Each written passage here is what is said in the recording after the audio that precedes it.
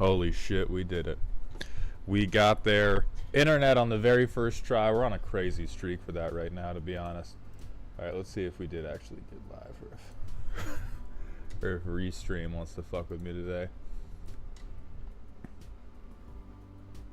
No, I think we're there. Great. Let's make sure we're on the right day. And then we had... Oh, who was the... We had to switch one person around today. We had one gentleman or gentle lady or gentle thing that wanted to go. Okay, so Gugnashev's just moved. Then Eric. Eric, we gotta find Nethroy. Dong of the... I'm gonna guess that Dong of the Dead is the Nethroy list, if I'm gonna be totally real. Yeah, I'm so smart. Born to shat, forced to wipe. Okay.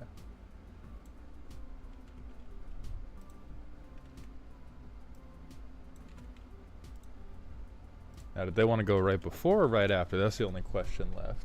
To finally get the scheduling right for one day in a row.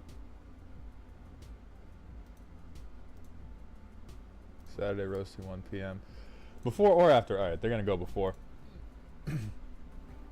Alright, doesn't matter. Cool. What's up, Lucky Chimera?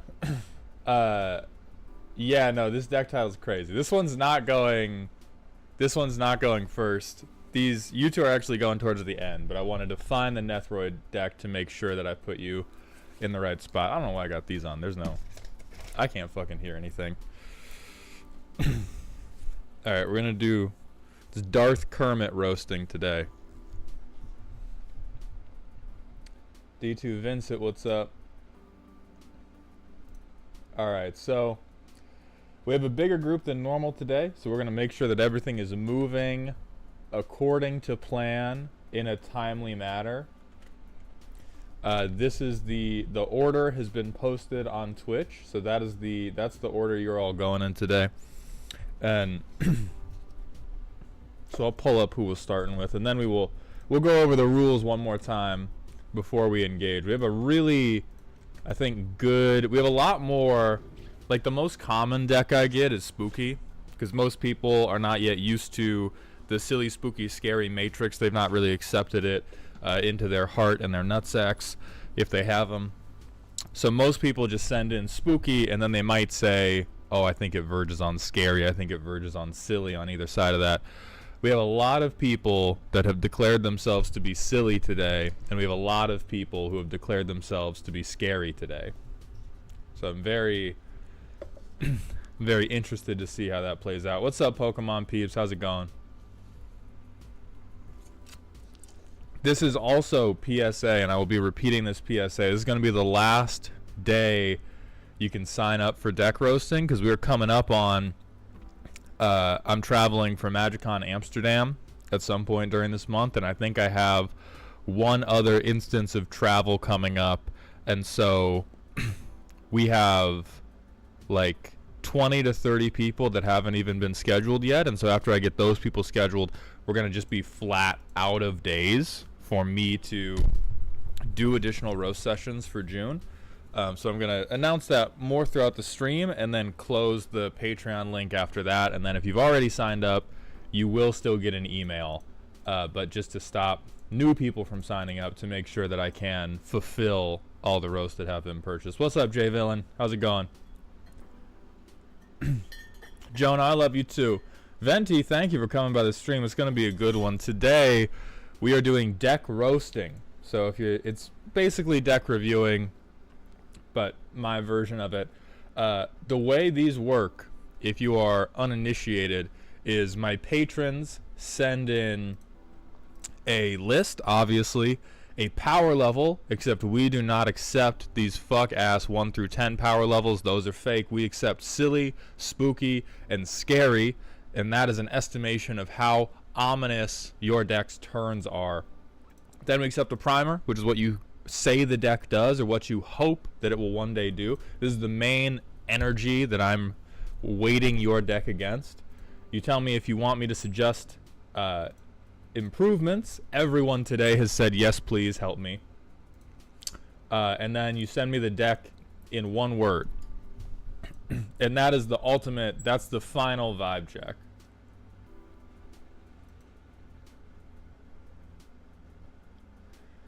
Sunday to Saturday, daily roast. Your life is now roast with no time for anything else. Harval, that's honestly closer to the truth than you might believe. There's some other content I'm going to be trying to do, but the deck roasting streams have been far more successful than I initially imagined, which I'm very grateful for and super fucking busy because of. So now I have like, I think it's over like 10 hours a week on average, where all I'm doing is slicing up whatever bullshit you people feel strongly about showing to me. Thomas Collins, given roasting is closed for next month, who in your Discord server do you recommend asking for deck advice? So we have threads in the Discord. We have like forum channels specifically for toxic deck help, deck advice. In terms of individual people, Arya is gonna be one of the best. He's gonna be a little mean about it, not in the way that I'm mean, where I try to be mean and funny. Arya is just straight up when you are sort of forcing bad cards into the deck. So if you ask, hold on, I gotta fuck with the mix a little because we're peaking too hard. If you ask other people for deck advice in the Discord, they'll be like, oh, what do you want to do? Oh, that's a fun interaction. That's cute. If you ask Arya for deck advice, he is going to send you a list of like 50 cuts and a list of 50 ads. And if you question anything, he's going to be like, this one's better. And he'll have reasons. Like, he's not wrong. He's good at it.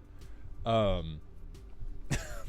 Arya going to give you like, you're going to get a new deck back. You ask Arya for advice.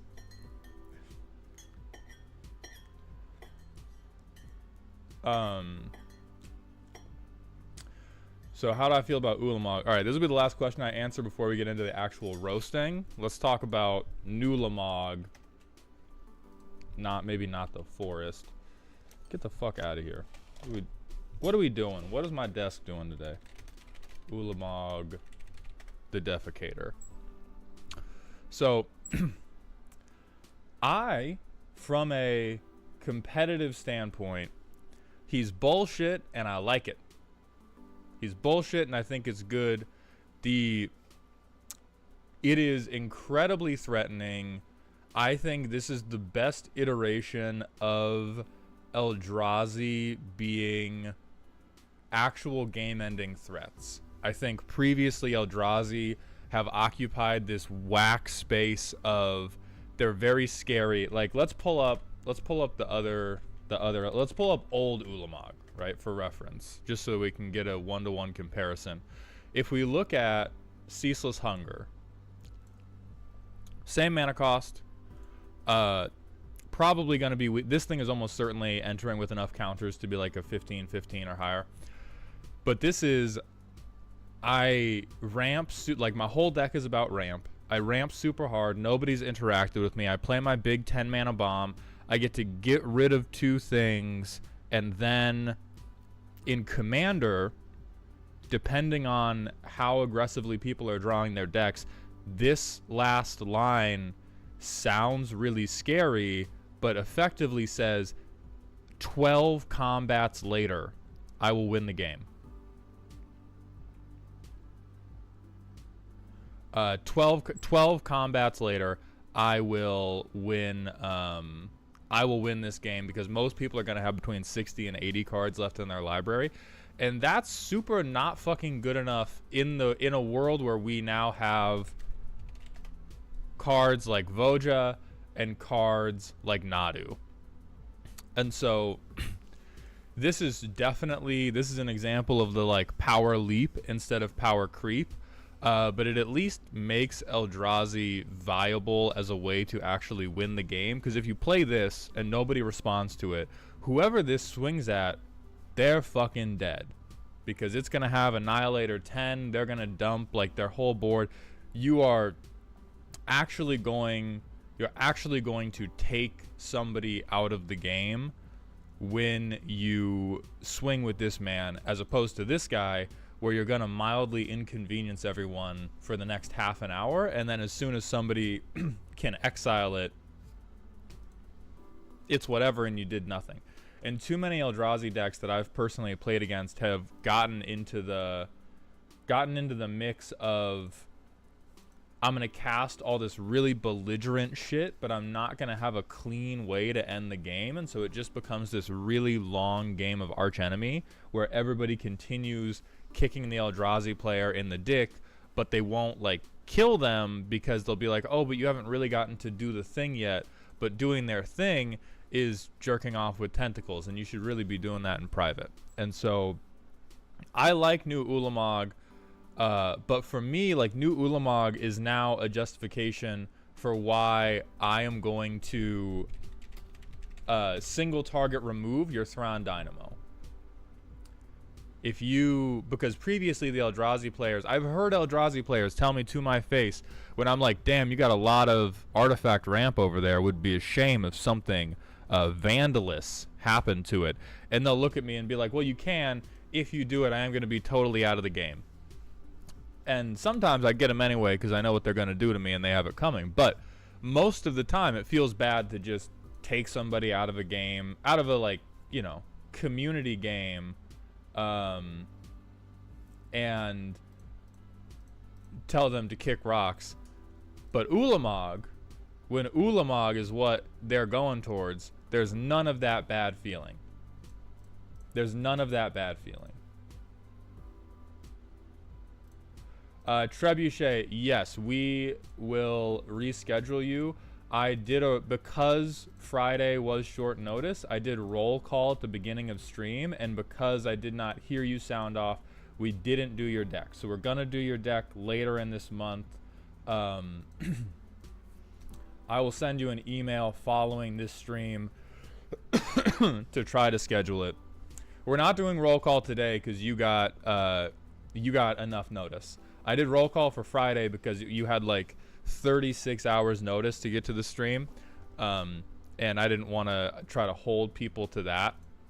But for when I was signing you up on, like, it was like Wednesday night, I told people Friday at 5, be here or be square. And so that one I called roll, and if you weren't here, I put it off to the side as like, we got to redo these. All right, so with that said, we're going to start with today's roasting. First up, let me get to the right tab. The order was posted earlier in Twitch chat, so you can go back and reference that if you please. We're starting with Tyler, who sent in a silly deck. There is Group Hug, and then there is this. The deck's only goal is turning everyone else's deck into pure gas. Winning is not a factor in my mind when I play this deck, since I have removed every possibility of me winning except by having people touch too many cards. With this deck, I just kick my feet up, grab some popcorn, and watch the chaos ensue as I probably get second place since nobody wants to kill me.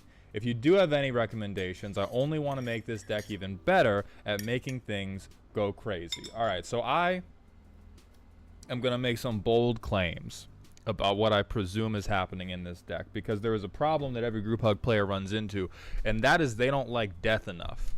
They talk about chaos, but they don't want to stand on chaos. They want to stand on like tutti frutti silly shit, and we need bodies to drop. And so, sight unseen, I am going to make the proclamation that if this deck was to have one core problem, it is that you make a lot of stuff happen, but all of it is too friendly.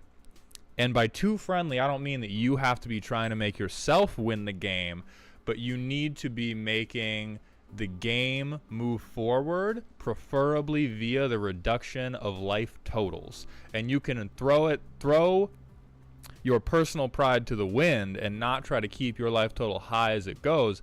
But a lot of Group Hug decks fall into this issue of they're really good at making the board state sprawl and get out of control, and they struggle to make the game end in some way, period. But I haven't seen any of the 99, so maybe you have overcome where your brothers and sisters have failed. 80 Bacon, do you know what the Warhammer stream is? I'm a new viewer and I've been asking for a few streams. It would... I'm not sure if it would be like lore or me trying to learn how to play, but it would presumably be me going through the lore and... So yeah, I'm not exactly sure what the best way to get into Warhammer would be, but it would be me getting into Warhammer in some type of way. Alright, Tyler, so we have the incredibly hetero twins, who definitely don't kiss. God, fucking Jace Bellerin. Alright, so each player draws a card. Target player mills 20. Yeah, that's fine. Crackhead braids. Okay, so we're letting people draw cards. We're giving things haste.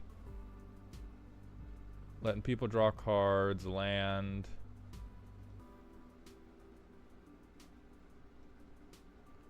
Draw cards, land, mana.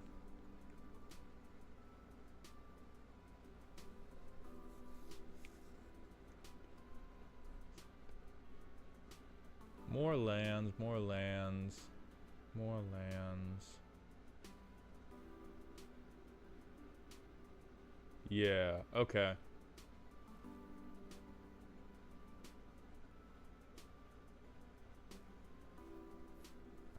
Each player's upkeep untap everything.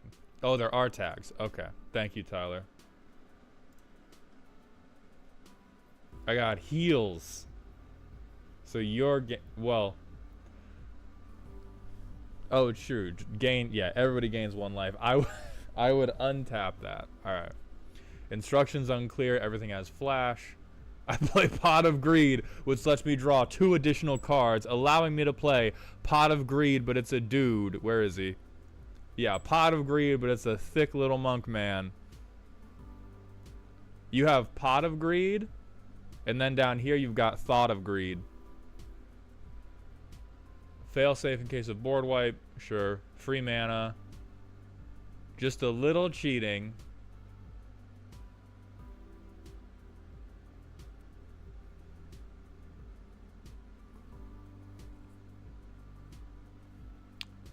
Slime Girl, I'll get to your question in a second. Let me get the picture of this. Need tokens, you got it. Everybody makes a lot of shit. Okay. So...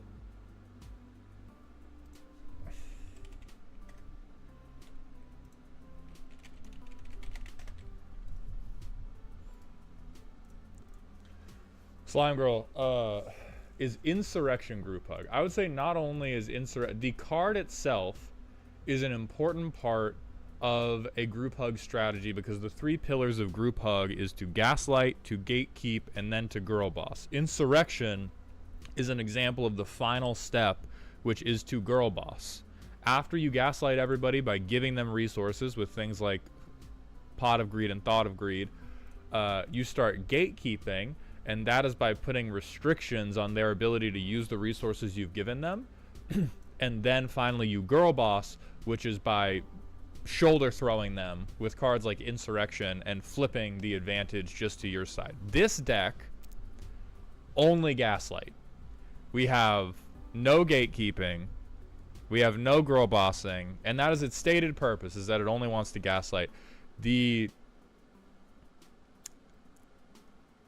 And the thing about that shit is, right, I have no doubt there are games where this goes really right. There are so many games when this goes really, really wrong, because what everybody starts doing is they just play with fucking Legos and they look at each other's Legos rather than trying to win the game. The best card you have in this entire deck is Rite of the Raging Storm, because it is giving everybody a 5/1 to swing with. But when you get, like, here's the thing about people, is they're stupid, and you are trying to be a, like, benevolent dictator who is subsidizing all of the dumb little programs that they want to fund, but they never have the cards or ramp to fund. And when you put it in there with zero restrictions, what everybody does is they just spin their wheels, and at the same time, when you give everybody the ability to make their deck as sprawling as they want, you make a lot of stuff happen and you stop things from happening, because not only are people getting the resources necessary to execute their game plans, you are giving people the resources to interact with everybody else's game plans, and you're giving them the bodies to, like, you're giving them the cards to be able to chump block, to be able to gain life, to play defensively. And so you're rushing everybody through the true chaotic period of world history, which is like right before the Industrial Revolution and right during, where everybody is murdering each other for resources. That's the chaos that you should want to see. And instead, you are speed running people to a like late stage capitalistic society where the chaos is actually just the ennui of realizing rent is too high, in the sense that they're going to draw their deck out in 3 turns and they need a way to end the game, but they can't, because all of their opponents each have 20 MERS, and they're going to get a 5-1, but it doesn't matter because their opponent got 20 mana and is Simic and made 8 million Scute Swarms. However, the Scute Swarms can't kill them because you keep drawing a new board wipe every single turn. And so you need to be... You can still give people a lot of resources. I would highly recommend giving them those resources at the cost of blood. Right now, this yeah, Todd, you got it right. This deck is hyperinflation the deck. And so what I would say, somebody called it out earlier as a staple, because like the game you've, what? Maybe it's into? Into, yeah, it's into. So this card is not only an auto include in the deck itself, but this is the energy you need to have in the deck. I'm giving people a resource. However, we are also inextricably bringing the game to a goddamn close. This game basically never has to end. You have a way to shuffle your deck, your graveyard back into your hand. If other people at this table have a way to reshuffle their graveyard into their library, literally this game never has to finish, because we don't have anything that guarantees that somebody is gonna win. And if you want to stay on like pure gaslight, no girl bossing, no gatekeeping, it doesn't have to guarantee that you're gonna win. That's not necessary. But we need to do some shit that is gonna guarantee that somebody is gonna win the game. Elixir of Immortality is also generational trauma. You get decked once, everybody has Elixir of Immortality in there. And I understand it over like Lab Maniac, since you said you don't want to win. But we need like if you like, instead of Awakening, because Awakening guarantees that everybody always has blockers and everybody always has responses, Curse of Bounty. People still get to untap a bunch of their shit. They have to swing. They don't get land, so they don't get just permanent mana. Curse of Bloodletting. Or if you feel like you're gonna king make too hard, Furnace of Wrath. Then it's just everybody's getting fucking crazy, right? This is not prejudice. This is not discriminating, but bodies gotta drop. We gotta make bodies drop. So I would say do more, like look at this shit. This honestly doesn't even bring the game to a close, but it is funny. And I would recommend cursing motherfuckers.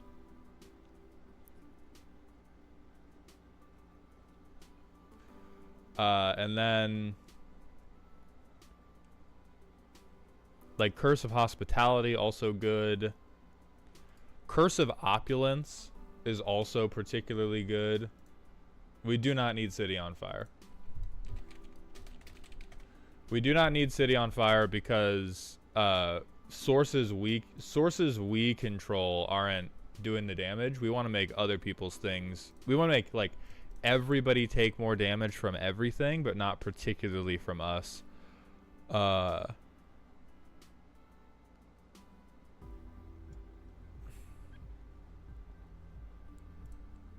Good. P Frizz, thank you for the 8 months in a row at tier 1, my friend. Welcome back to the dog home. I appreciate that generosity. And Kodak Owl, thank you for subscribing with a tier 1 Twitch sub. Welcome to the dog home, my friend.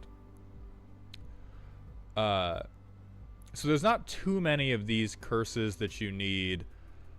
Curse of Vitality could also be a or Curse of Verbosity if we want to spread around cards.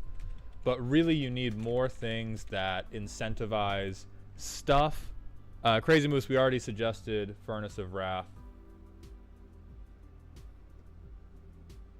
Oh, yes! Avatar of Slaughter, 100%. Avatar of Slaughter, 100%.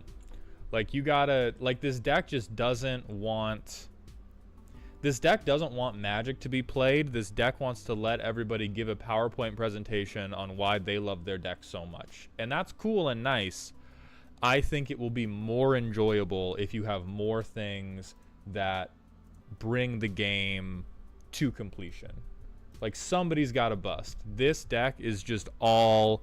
This deck is all edge, no bust. And we need a little bit more bust. Does this have Share the Riches? Oh, yeah, you need Share the Riches. Oh, Share the Spoils. I have it in my Prosper deck. I know the... Yeah, Share the Spoils is also funny. So I would take some of those... You got a lot of hug, and you need to, like, even if you don't want to stab people in the back at the end of the hug, you got to just hug a little bit harder. You got to feel some vertebrae popping. Because right now, this is a little bit too much of a gentle ass pat.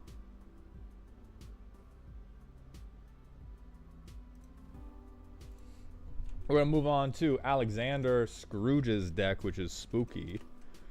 This deck, as it is, I think is at its peak performance right now. I've added everything to make it better, but I have not tested it in paper yet. This is my old reliable deck out of all the decks I own, as this is the most straightforward deck that I have. However, the deck in one word is what? So let's see what it's trying to do. Let's see what the gimmick is. If a deck is trying to achieve the gimmick of punching people so hard in the chest, I would say it's probably aiming to be scary rather than spooky, but we'll see. The mana base is not 34 mountains in paper. I was just too lazy to add it into the deck. Playtesting, just act as if you're color fixed. You want me to pretend the Grixis deck with 34 lands is color fixed? I think this is the first doping scandal any of my... Oh no, they updated it. Okay, we're good. Never mind. We're good. Let's go to tags. 34 is a little bit low for Grixis, but you could have a great deal of card draw, which can even it out. Rant Doodles, can we get some Nadu ranting for the redeem? I don't rant about cards for the rant redeems. We did also talk about Nadu last stream. So I will either refund you or you can ask something else, but ranting, the ranting was put into stream before I was a Magic creator. And I have not, I should specify on there that it's non-card specific. Alright, so Evelyn the Covetous. I'm going to take your shit. I believe that this is spooky. This mechanic as a whole, unless you are doing like an infinite flicker combo, is probably not good enough to be truly scary. Give me the top 16, please.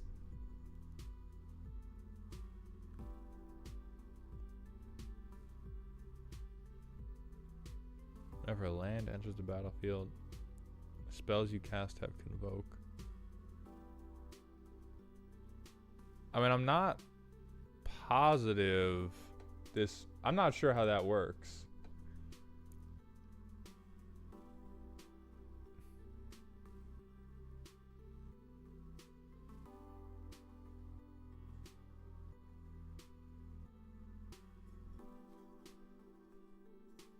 Because becoming copies of Evelyn, I don't think re-triggers Evelyn's ETB. Learn the keyboard shortcuts down. I won't. I refuse. N is for next turn. E is for exile. R is for restart. Okay. Yeah, so I'm not sure what nanogene conversion does for you. I understand the idea of I'm going to make a bunch of spawns. Like, if making a bunch of spawns and then turning them into Evelyn's worked, that would be crazy. That is not a... So please, Scrooge, please elaborate on what the thing that they're doing is. Because many times I've been like, oh, this is a combo that doesn't work. And I've misunderstood the intent of what the stated combo was. All right, so we got 10 rocks. A lot of 2-mana rocks. That makes sense. I won't look at the sideboard just yet. Double. Autumn Soldiers. Yeah, these all work. I'm gonna copy my junk. And then that presumably works really well with, I'm going to play all these vampires and then they'll get like 5 triggers because I have 5 Evelyns. I don't think Evelyn has an attack trigger. It's just once each turn you can... She only has the ETB trigger and then has the... you can cast from the stuff you take. So we have a million doubling things.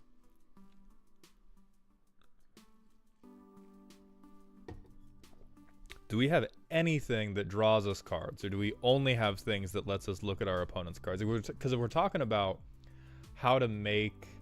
It's a mill deck. Yeah, if we're talking about how to make... The core gimmick seems to be, I'm going to exile mill everybody with Evelyn. That seems to be the core gimmick. And the ways you're trying to achieve that is you're going to copy Evelyn, and then you're going to make a million, and then you play shitty 1-drop vampires, and you mill people 2 to 3 at a time. And that is a fucking terrible strategy. So I respect it immediately. Oh, you do get to exile the top card. You have every player's libraries, but Evelyn doesn't start getting you cards until like turn 5 or later. You need to play Evelyn to start getting cards. And all of these shitty 1-drop vampires are like, Goldaz Vampire is meaningless to draw before turn 6 because we need to have played Evelyn. Like, we need to have played Evelyn for this to matter. We can lose a life and play the Pit Fighter, I guess, next turn. We can lose a life and play this guy, I guess. Okay, creature typing. Okay, we're getting a little nasty with it. Turn 3, we could maybe sacrifice this and discard again the goddamn Goldaz Vampire and draw 2. Then next turn we can do this. Yeah, like, you have a lot of things. You have a lot of things to proc Evelyn's ability, and you do not have nearly enough to get to the point where you can start using Evelyn's ability. Because right now, you have 5 mana Grixis Commander, 10 rocks, no card draw. Oh, wow, that is super handy. Right, like, we can play Universal Automaton. Doesn't fucking matter. I think we should have... Oh, we should have one more card in hand. We can do this. Nexus helps us, but there's also, like, why do we need to include Nexus? I don't think we really need Nexus if we're already committed to, I'm going to have... Everything in my deck is going to be a shitty vampire. It turns the things you draw with... You play with Evelyn on... it turns the things you play with Evelyn into vampires. I think that's really, like, it's very win more. It worked last night on Cockatrice. Let's be very clear about one thing. Any of these decks ever winning a game is meaningless from the perspective of what can be done to improve it. This is a game full of variance and war and people who are fucking, like, when you play Commander, Commander players are stupid. I'm stupid. Beating me in a game of Commander doesn't make your deck good, because I probably played a stupid and bad deck. So if we want to talk about ways to improve your deck, we can't just be like, well, I got a win with it, therefore deck works. Getting a win with it doesn't mean shit. What means shit is being able to consistently do things with it, and that's why I run it through so many playtests. And right now we just have a ton of like all these copies dead in hand, all these low drop things. Like, this deck works because people take pity on you, at least with the hands we've gotten so far. This deck works because you're all in that, like, you're on those, like, we're gonna spend 3 turns playing hacky sack and everybody's gonna be nice to each other. Roaming Throne helps this hand a lot, but in pretty much every one of these hands, in every single one of these hands, if you could have taken one of your 1-drop vampires and replaced it with Faithless Looting, it would have been a better hand. And if you could have taken any of the hands and replaced it with Ponder, it would have been a better hand. And so you have a critical mass of really fucking bad cards. You have 26 cards that are really bad. Everything in here is only here because it has the creature type vampire printed onto it, and it's in service of executing a rather ineffective mill strategy, because you're milling like 1 or 2 at a time. And so I know you need them to execute that strategy, but for the most part,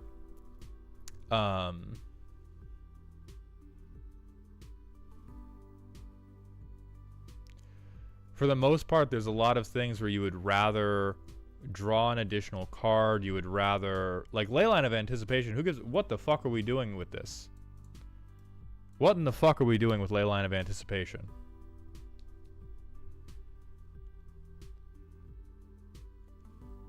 And again, we're switching everything to vampires just to turn the things we steal into vampires. And if you, like, I think we've got 1 foot in being a vampire deck, and we've got 1 foot in being a mill deck. Because if you want to kill people by milling them, we got to switch it up and include things like Jasper Flint, because a lot of your vampires are going to be outlaws. Oh, you have a lot of soldiers actually, so maybe not. But like the Warlock will be, the Assassin, the Rogue will be. These rogues will be, your commander will be, which helps you the most. And that's also another thing that can justify Maskwood Nexus being okay. And another thing you'd want to have is new Rakdos. Because then you can sacrifice your opponent's creatures to continue robbing them. And so I think there's just a lot of, like, you picked 2 bad themes. You picked Exile Mill, and you picked Vampires, and you got to pick one. You can do 2 things pretty well if it's 2 good things. Like, you can do 1 good thing and 1 anything you want in a Commander game, or you can do 2 good things, or you can do 1 bad thing. And right now we've got 2 bad things. So like in terms of interaction, I'll be honest, most interaction hurts you. Board wiping is really fucking bad for you because you have an expensive commander in colors that can't land ramp. 1-for-1ing with removal spells hurts you pretty fucking bad. Paradoxical Outcome is honestly ruinous for you because if you steal anything, you have to give it back. Or no, you can choose not to return the ones you stole. Never mind. No, this is fine. Board wipe protection. I would say your interaction...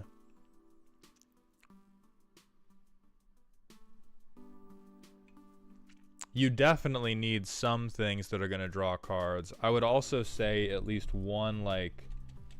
I think it's Kindred Discovery. But if we're gonna do I'm playing all of these shitty 1-drops, you at least want to be able to really fart out these shitty 1-drops. And I don't think we need as many total doublers. I super don't think we need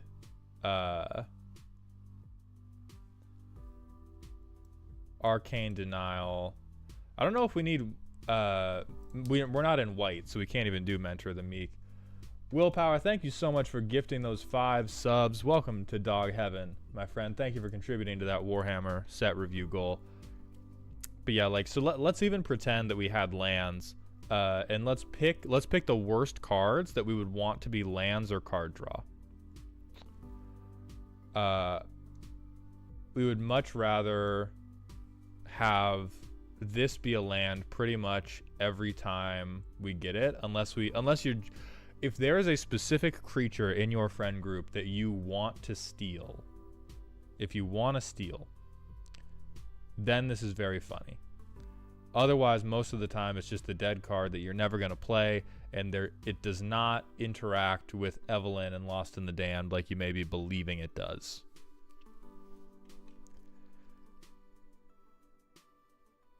Call to the Bloodlord.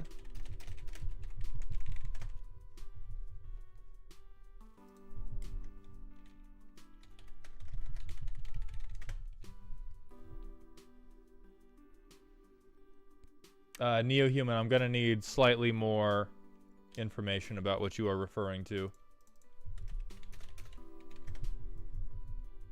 Call to the...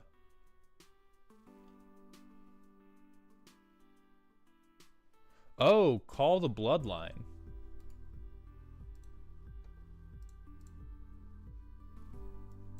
Is this ETB?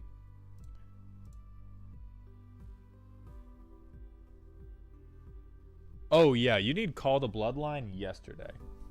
Like, I think you need here's what I would recommend. Instead of I'm gonna play it one shitty vampire at a time, and I'm gonna hope nobody punches me in the teeth in the 7 turns that I'm assembling my army of shitty vampires. I would say get a lot of red and blue card selection. And so when I say card selection, I mean things that don't necessarily like get you up cards, but like Frantic Search, Faithless Looting that we already talked about, Windfall. Like, these need to be your card draw. These need to be your card draw. Fuck Altar plus Gravecaller. Fuck 1-turn kills. If we're not trying to be like super scary, we do not need them. So you want to be windfalling, and we want ways to dump our vampires into the grave, and then we want at least 1 or 2 copies of Mass Reanimation to either get a vampire army or get like 50 fucking ETB triggers. Right? We can, if you spend the game doing your Evelyn strategy, and you get to the late game and you've had a bunch of vampires killed, you've discarded a bunch of your vampires to call the bloodline, you have Windfall or Faithless Looting a bunch of your vampires away, then you can Rise of the Dark Realms, and then you exile like 40 cards off the 9-mana spell. And so it is a on-theme finisher that is either going to win in the way you want it to, or worst case scenario, you've run everybody's pockets immeasurably.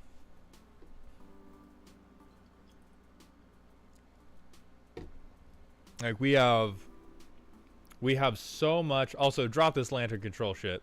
Just make a Lantern Control deck. You want to play Lantern Control. We don't need this shit here.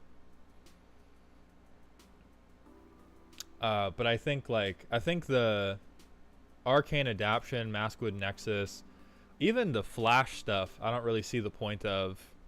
I also enjoy playing at instant speed, but truly I do not think you need it.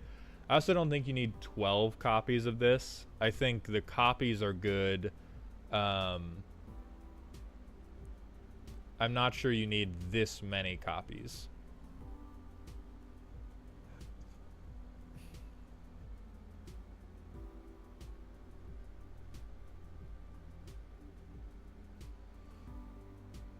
Evelyn comes with a once per turn.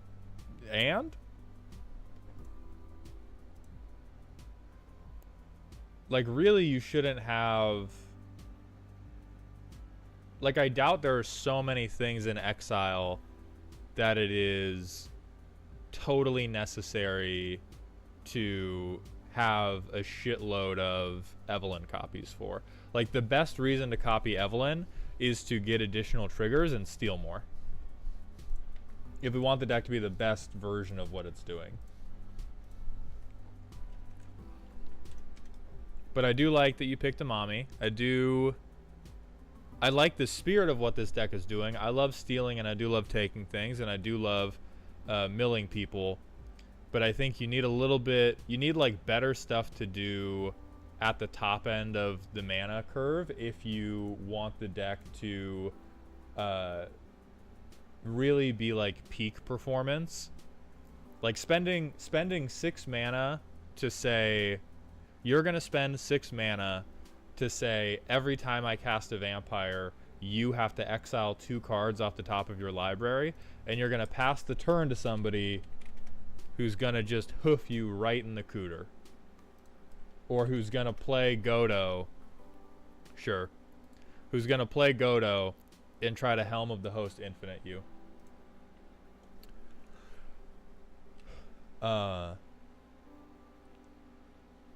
And so I would just get like some more aggressive stuff to do. We're now gonna move to Willpower's deck, which is scary, precons, jank, silly decks, mid power. Once my pod lived in harmony, and then Todd made a Tivit deck. When people started making more and more powerful decks, I felt the need to keep up. Originally, this was going to be a Maelstrom Wanderer deck, but then I discovered the only legal single-card Glint commander, starting a general trend where people want me dead turn 1 because my deck is either able to come out of nowhere to stab you in the back or is just that annoying to deal with. This deck wants to smack people with the commander to add a little extra Cascade spice to the Cascade gravy train.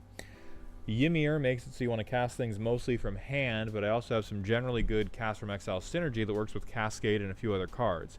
It mostly wins through burning people out with a couple of the usual suspects, but can sometimes smack people down if things go that way. Ilaran, congratulations on making it to round 2. Let's see if Willpower can make it past round 0. Damn it, Wizards, why'd you have to make Discover? This is a no brain cell deck. Get Yidris out, hit somebody, start cascading. You can't keep track of my cascade triggers and how much is on the stack in what order. Lose some brain cells, we're spinning some wheels. Boromir sucks, Lavinia sucks, and damn it, Wizard, a 1-mana artifact that stops my whole deck in Modern Horizons 3, you suck. Okay, so we can cascade things from hand when we punch somebody. Probably core competencies this deck needs to have. We need to be able to make Yidris connect. We need good things to cascade with and good things to cascade into, which means we probably need a lot of mana. And then we would hope to have some type of exile synergy, which you did mention in the primer. The deck in one word, okay, Cascade. Yeah, this Yidris fine as fuck. Let's turn these tags on, get into the mix. A little bit of treasure synergy because the deck gets expensive. I think generally shooting for treasure synergy in colors when you have green is whack as fuck, but I will let you cook a little bit. Yeah, Prosper Tomebound is good. Goldspan is just, hey, look, this card's strong, huh? Hey, look, isn't this card strong?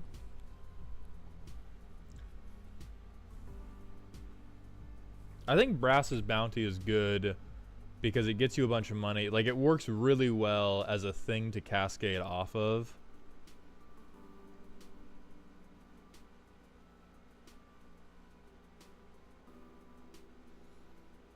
Yeah, Averna is peak here. Blood Moon is scary. 35 lands. I think 35 lands is probably okay, depending on how much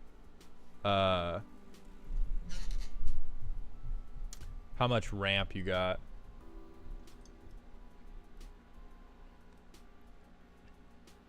Okay. Second way to cascade. Another way to cascade. That's kind of funny if it is a like multi-step way to cascade while you cascade.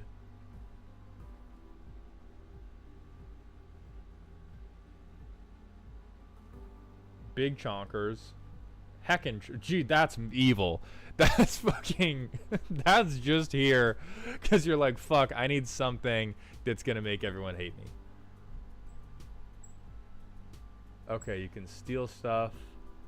Ramba Zombie, thank you for that Prime sub. Welcome to the dog home, my friend. I appreciate those Bezos bucks. Okay. Yeah, general good stuff happens to me when I exile things. Theft, we always want theft. I don't run ramp spells. I only have 2 basics. You are smoking some crack. At minimum, this is a $400 deck. You're either proxying or at minimum, you need Farseek, Nature's Lore, and 3 visits.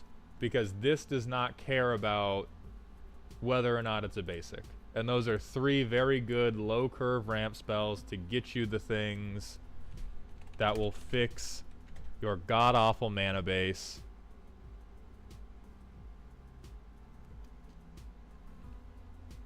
Open the way. Yeah. Enter, thank you. Yeah, definitely open the way. Kodak Owl, thank you for gifting 10 community subs. Welcome to Dog Heaven, Kodak Owl. You get to sleep in my bed now, and I sleep outside. I appreciate you very much. This has Cascade.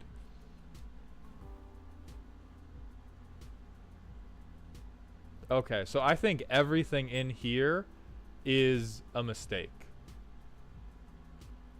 I think most things in here are a mistake from the perspective of it being a scary deck. If you tell me all I want in this world is a deck where everything says Cascade, then I believe you. But if you're telling me I want to punch people with Yidris and I want the deck to be scary, what the fuck are we doing with these 25 cards? This is like, these are the tomatoes on a McDonald's burger. They do not need to be here. Frankly, because, like, the advantage of Yidris is to give things that otherwise wouldn't have Cascade, and then most of your deck already has Cascade. And you do not have enough exile synergies. It doesn't matter. Now, what? You get to play 3 shitty cards instead of 1 shitty card? That's your dream, Willpower? We got to show you some One Piece if that is your dream, my friend. We can dream bigger. We can dream bigger. Because the benefit of a Yidris deck is that you can get a bunch of exile synergies and then give things that didn't have Cascade to benefit from those exile synergies. It works with the burns I'm running. What are the burns you're running? I don't care about the infinite. You are smoking so much crack. Like the... Or here, the... Let me frame it this way. These 3 cards with these 25 cards make complete sense to me with any commander that isn't Yidris. Because Yidris does not give a fuck about casting things that already have Cascade. Like, so really what I am arguing to you is you have a 99 that cares maybe, I think these 5 cards. These 5 cards, I would say maybe these 5 cards as well.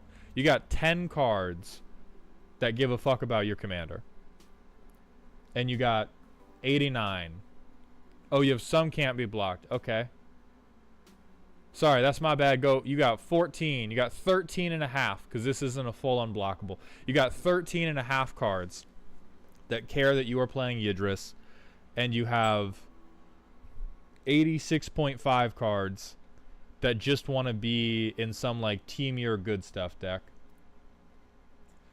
Also, Crazy Moose, thank you for gifting 5 Dog Home memberships on YouTube. Welcome to Dog Heaven as well.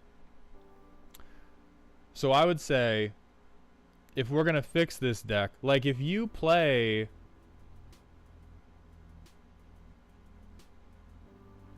You have a lot of Cascade. I don't believe you have enough ramp. I truly... Or I guess you have a lot of rocks, which that does help.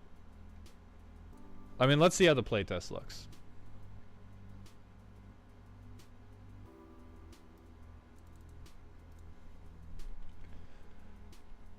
Next turn, okay, but I can't really cast anything because I have, like, this is a horrible card.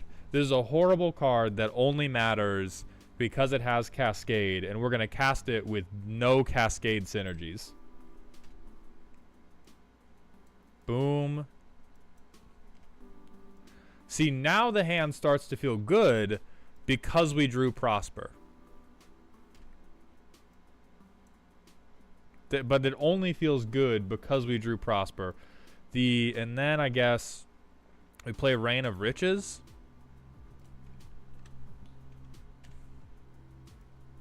Oh, that would have been flipped to Prosper, so we can play this.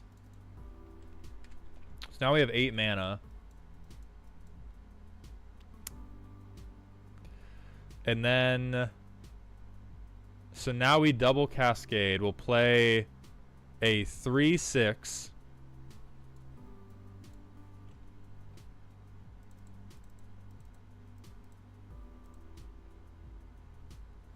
We will Cascade 2 times, so we get Delighted Halfling.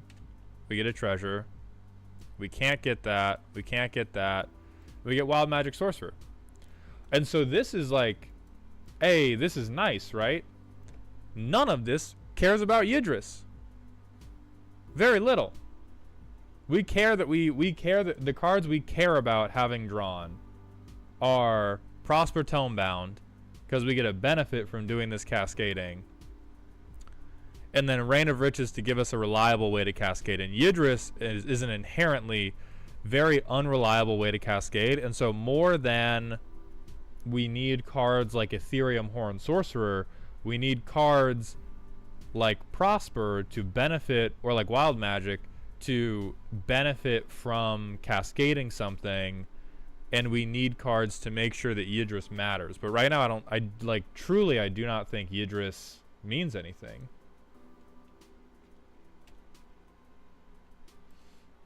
Most of my gameplay has been do nothing until I can hit with Yidris and then go home. Is that how you want to live? I guess is the core question here. Is do nothing and have people generally ignore me until they let me do my thing with Yidris and then get nasty really how you want to live. It's not personally how I enjoy playing Magic the Gathering. But how you want to live is your choice. And then we'll cascade off this. We can't get that. We get Averna. And now again, the deck has come together. Like, the deck has come together because we have Prosper and Averna.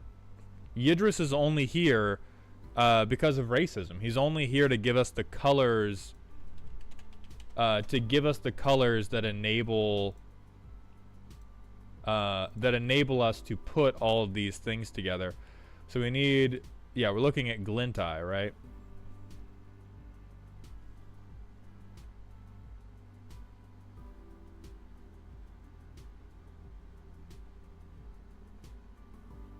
Only him and partners. Okay.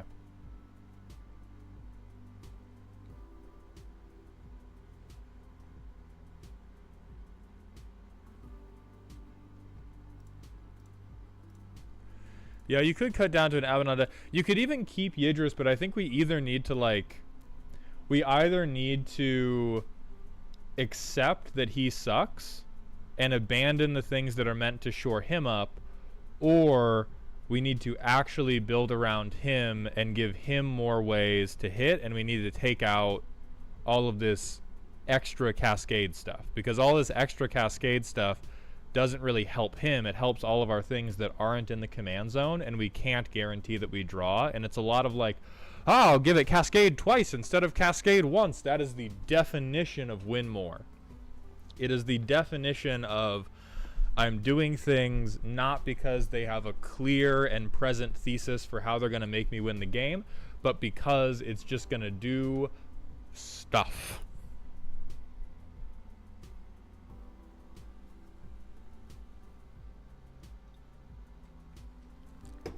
You can keep the best ones, like Apex Devastator, lots of value.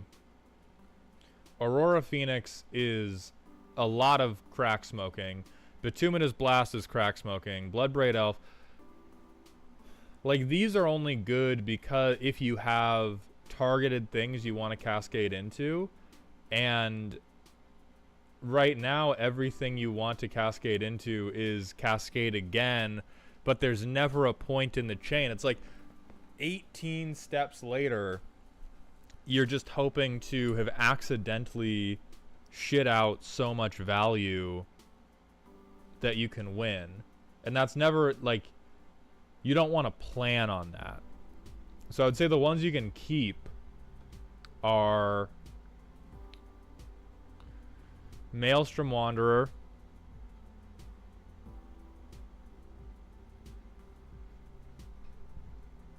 Emoti,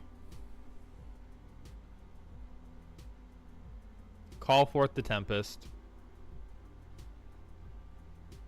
Apex Devastator.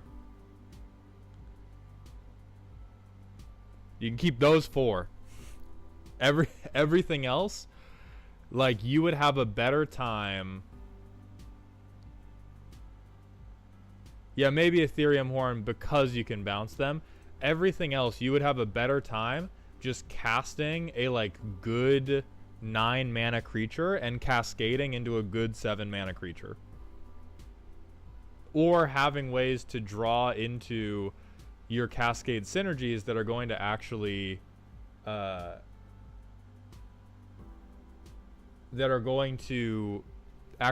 you the advantage to win the game.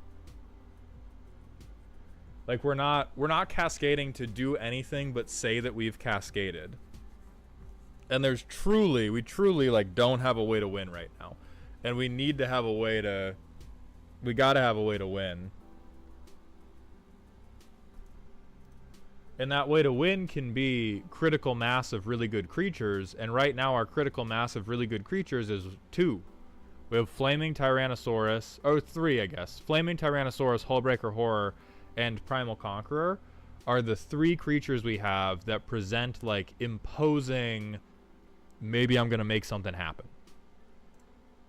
And we need more things to make something happen, especially if you're trying to like win an arms race against Tivit. Sunder Dragon is who's up next. They have a silly deck. Trying to go wide, trying to build a cohesive mono white deck. I don't know where to go with it though. The deck in one word is privilege. There's like 2 places we can go with mono white. It's normally tokens or hell, or I guess furries. Feline Spartans doing crack on the backs of war horses. We gotta focus that up. Decided to build a deck for each mono color to try and learn some themes in MTG. My mono red deck was arson and tax evasion. This one started out as what? Privilege, and it's changed so many times that I don't know what it is, aside from a fevered attempt at a commentary on the going market of cocaine in these streets. With the power of friendship, anime, and cheap labor, we just might get there. Willpower, I hope you enjoyed the roast. Thank you for giving me the deck. I do like it. Like, I think it has potential. Okay, so Keleth. Okay, so Furry Nation. First thing, you're going to change all these tags to Furry Nation because that's all you're doing. So, creature tokens have huge asses. My commanders get 1/1 counters. You have hexproof. Commanders are indestructible. Creatures phase out. No, no, no, no, no. Okay, rule number... Let me talk to you about some life lessons, okay? I've been living in the streets of Chicago under a bridge for 80 fucking years. Let me tell you a life lesson about Commander and Magic the Gathering. You never pick a Planeswalker because of the ultimate. That ultimate, that -8, unless 30 cards in your deck say proliferate my own intestines out of my nostrils, that is blank. That -8 is blank. What you have here is a 4-mana card that says make a 1/1 and then beg for Elspeth's life as everybody denies the opportunity for her to draw breath for one more day. Okay, that -8 is blank. This is not in protection.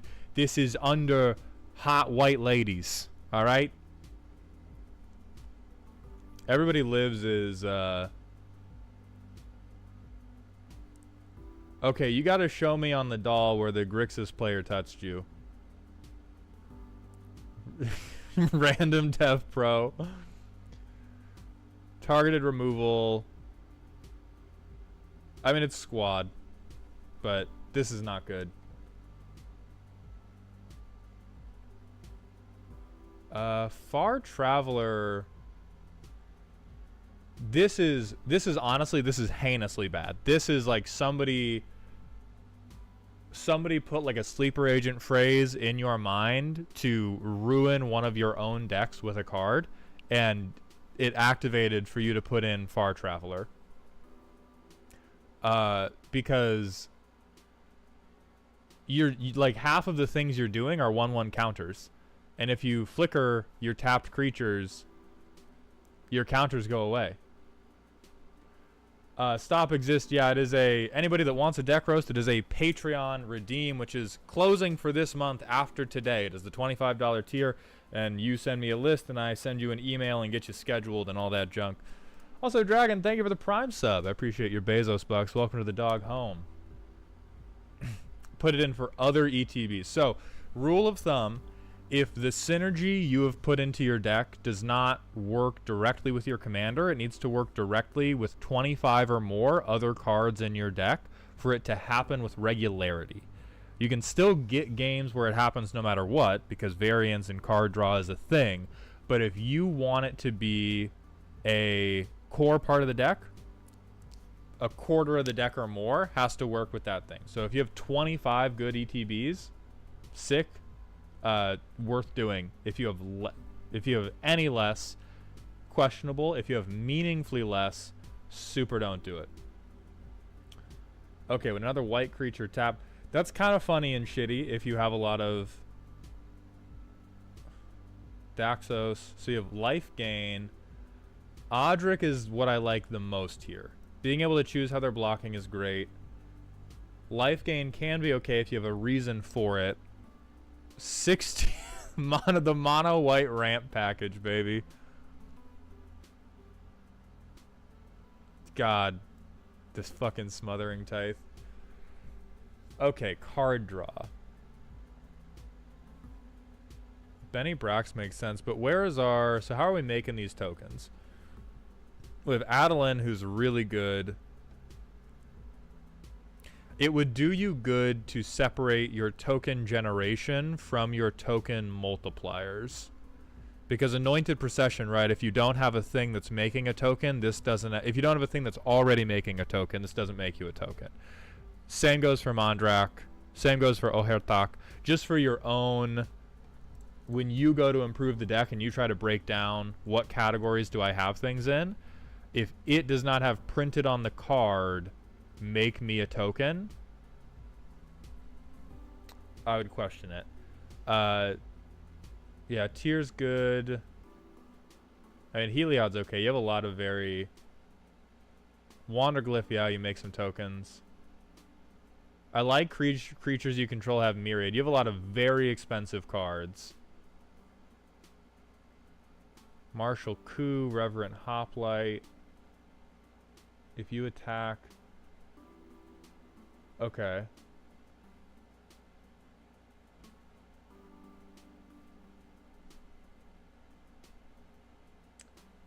Most thing, I mean, this is a little bit greedy, but this is well within the confines of like how commander players are allowed to be greedy. Most commander players are allowed to say, we're going to pretend like nothing is happening for the first 2 turns.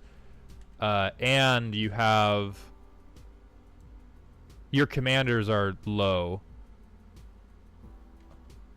So we do that. Boom. Gain a life. Boom. Probably my realm next. So now we have big butt tokens. We can swing. We have 2 soldiers. But it's turn 5, and so we probably don't have anybody open. I would say it's honestly like a fair bit better than I thought it was going to be. The thing I would be most concerned about is we take a while to build up, and we have a lot of token generation that is centered on being able to punch somebody in the chest. And it is a... You know, it's... I don't think you can rely on being able to punch people on the chest too many turns into the game. So I think turn 2, we drop our commander. Then we drop our other commander, swing this. Turn 3, I would say 5 toughness. We will survive. Let's Rumor Gatherer. And then I guess this, scry 1. We want that on top. We use the rest of our mana to do this. Swing this again. Next turn. So now we have a lot of... Yeah, a lot of things. Okay, so this card, dead as fuck. I don't know if somebody hit you with Thoughtseize. I don't know if somebody hit you with, like, a mill deck one time. But a 1 toughness creature that just gives you hexproof is useless. We also have a fair amount of things that are being held together pretty totally by... Like, Soul Ring can make damn near any hand look good, and that's kind of what happened here. We're going to start discarding to hand size. But this time we can at least play Keleth on turn 4. Then we can, I guess, do this, and it's indestructible.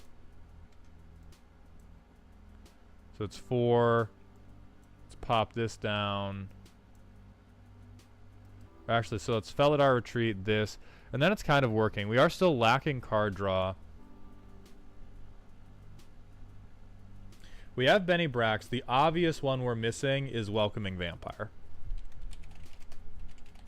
Because we have Benny Brax. We have Mentor of the Meek. Lauren of the Third Path is... I think 36 lands is enough. I would say you probably need... Ashnod's Altar, based on the amount of token generation I'm seeing, is... That is some optimistic stuff. Like, you go to church every Sunday, you pray, and you really think he's listening. If you are counting Ashnod's Altar as your ramp. Another thing, you have 13 methods of generating tokens.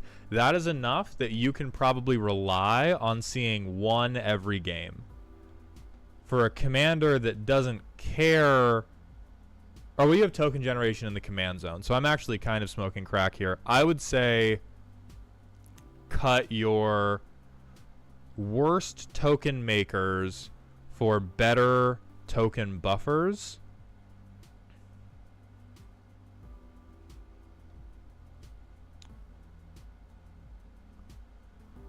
I think some of the worst ramp can go, like Ashnod's Altar, and yeah, better card draw. We have Kathar's Crusade. Felidar Retreat is good. We're making tokens, or we're making all of our creatures bigger. JJCC, I'm reading it right now. What the fuck are you talking about? Oh, Tokasia. We have Tokasia's Welcome.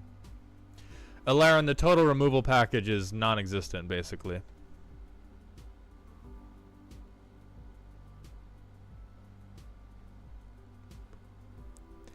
I think, honestly, we can cut some of this very, like...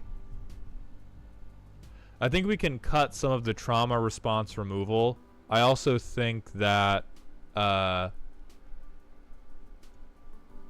don't think we make enough. I don't think we make enough tokens for Court Street Denizen to be that good until we're already winning the game. And at that point, we would rather have drawn more cards from Welcoming Vampire. I also don't believe in Daxos because our tokens don't contribute to Devotion. They don't have pips. And so Daxos is really just giving us some life gain. And if we do not have a way to convert our life total into removing somebody else's, it's coward shit, and we don't want to keep it. Far Traveler, I don't think you have enough ETBs for. So I would cut Court Street. I would cut Daxos. I would cut this Elspeth. I would cut Aegis of the Gods. I would cut probably Surge of Salvation. I would think about cutting Ashnod's Altar. I don't know if it's strictly necessary. I think if you could find anything but Smothering Tithe, I would do it. I always like to not play the generic stuff. I also wouldn't play Thrawn Dynamo. And then I would put in those things to draw cards. Oh yeah, the new Soul Guide from Modern Horizons 3.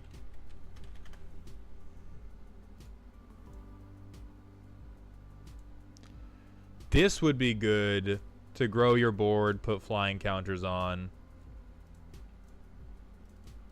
Oh yeah, Trouble in Pairs is sort of like... Trouble in Pairs is so good that it's tough to argue for why you... Trouble in Pairs. Jay-Z comes in. A Johnny Collar of the Pride.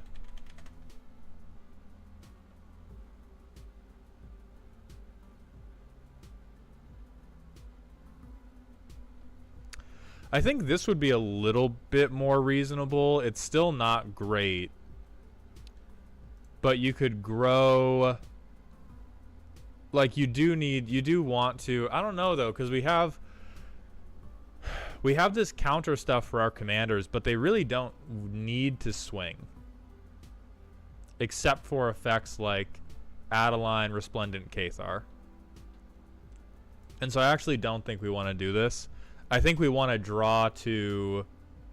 Yeah, like we want better card draw to get to the things that make us tokens.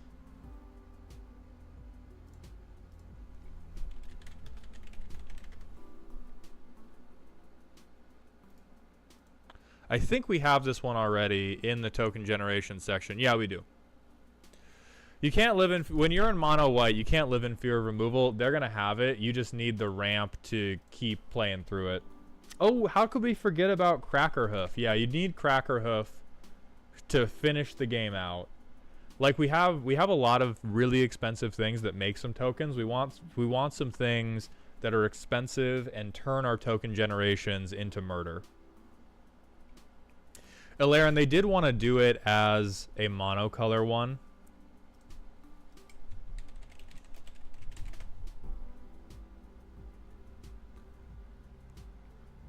This would be good. Chivalric Alliance would be great for you. I would put that card draw in for sure. But yeah, Sunder, I definitely think it's scary. I think it is like almost there. The playtesting went a lot better than I would have given that deck credit for just looking at the list. Krick Nemanja, please hit me with that rant topic again. I think I missed it.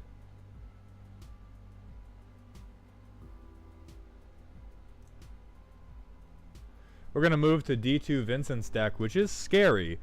Budget C EDH deck attempt number 2. Y'all remember the time Twitter dogpiled on some LGS for having a ridiculously long ban list.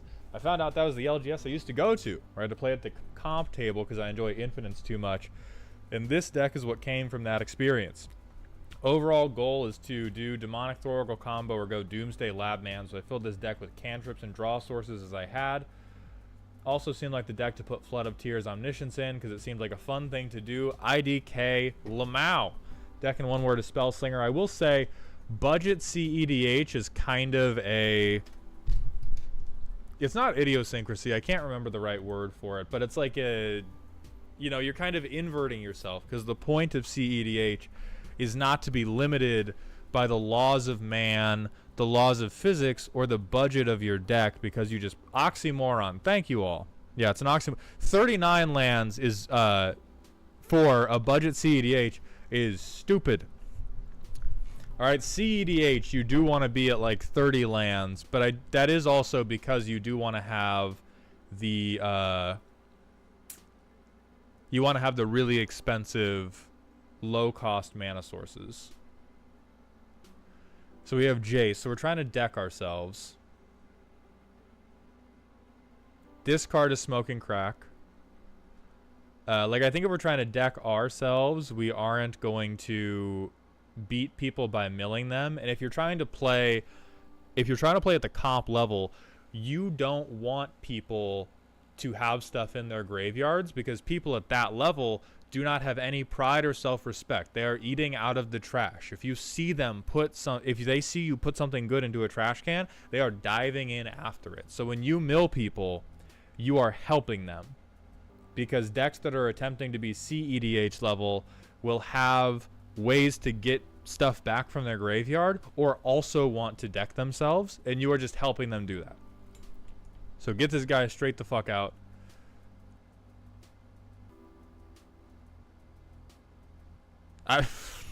Budget CEDH. I did get the dockside though. I did get the dockside.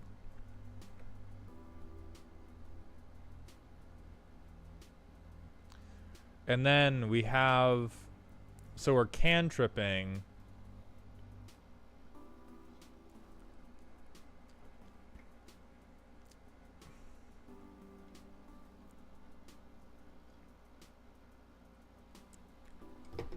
Doomsday Pile.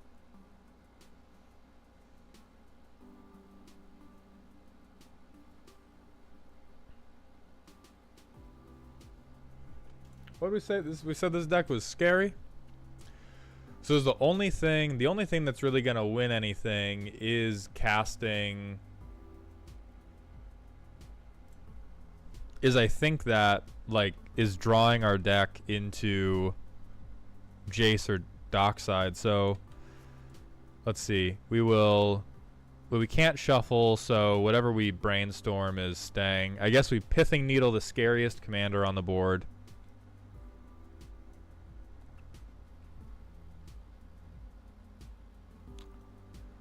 Limdual's Vault, we'll say we pay 10, but we're going to look for whatever gets us to Demonic Consultation until that's in the top 5. And I realize that's not how Limdual's Vault truly works, but we are just, you know, doing our best with what we got. And then we would brainstorm after that. Okay, great. Then put 2 cards from our hand on top of our library. Can't play her for a turn. Then we can put a, like, mountain back, I guess. Dump that. I mean, Mizzix's Mastery also sucks here because Cormella is already getting it back for us. So turn 3, we maybe hold up Spell Snare to do something.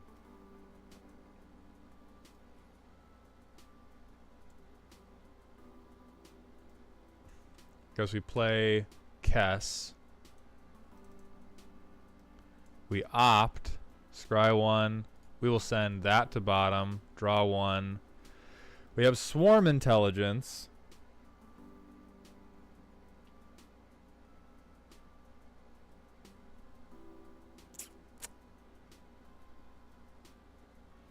Then we fucking brainstorm again, I guess. Alright, no, we'll play Cormella. And then we can... This is an enchantment, so we can't even use Cormella to cast it. Like, we have...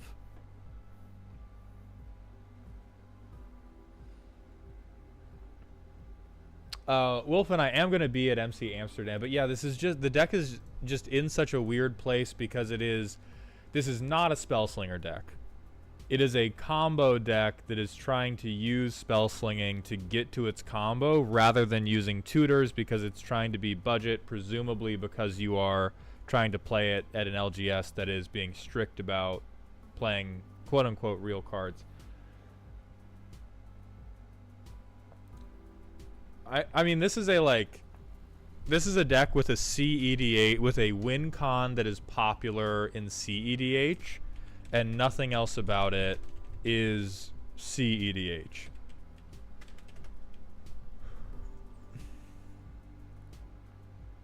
Yeah, it's 13, so Tainted Pact would be another good way to do it.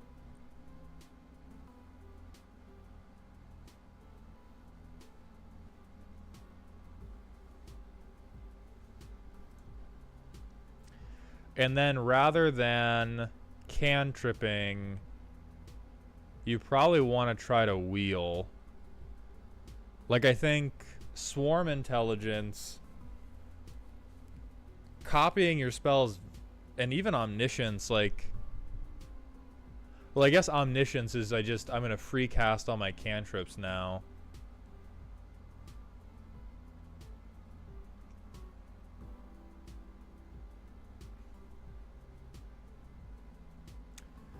Tetrunes, thank you for the Twitch sub for the 6 months in a row. Half a year of malding, my friend. I'd put in more wheels, but they're all in a Nekusar deck. I mean, we're handcuffed then, right? If it's like, it has to be budget, and I can't put good cards in here because they're in other decks. We're very limited in what we can do, and a lot of this is like... Somebody... Like, you saw a CEDH deck, or you heard that people were using Thoracle in CEDH deck, and then you were like, I'm going to make that work. But all the stuff you have around making it work just barely cares. Because we have zero synergies going on here. We have one combo that we're trying to get to, maybe 3 or 4 total combo pieces, because we have Jace... we have Jace, Labman, Thoracle. Those are the 3 ways to get a payoff for Demonic Consult. And that's it.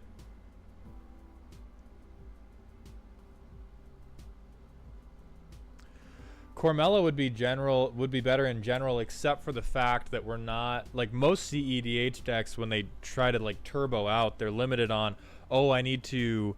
get a bunch of mana to cast all the tutors to then cast the spells. This deck is limited because it's using really bad ways to get to its win the game spells. But Consuming Aberration is horrible. I think even Electromancer isn't that necessary. I think you need like...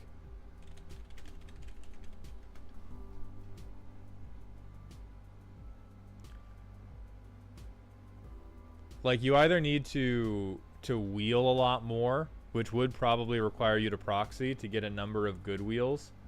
Tetrunes, I'm not sure that I've seen your email. Let me... What date...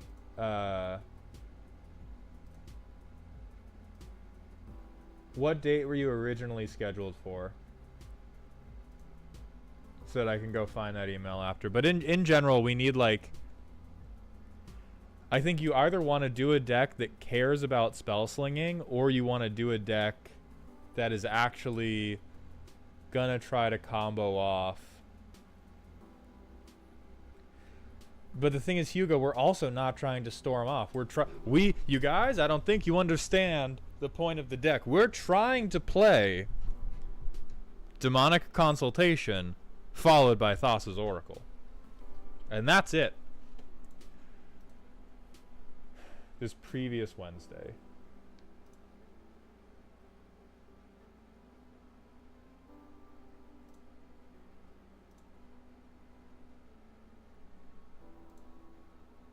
So that would have been the 5th. I didn't think I had people scheduled for the 5th.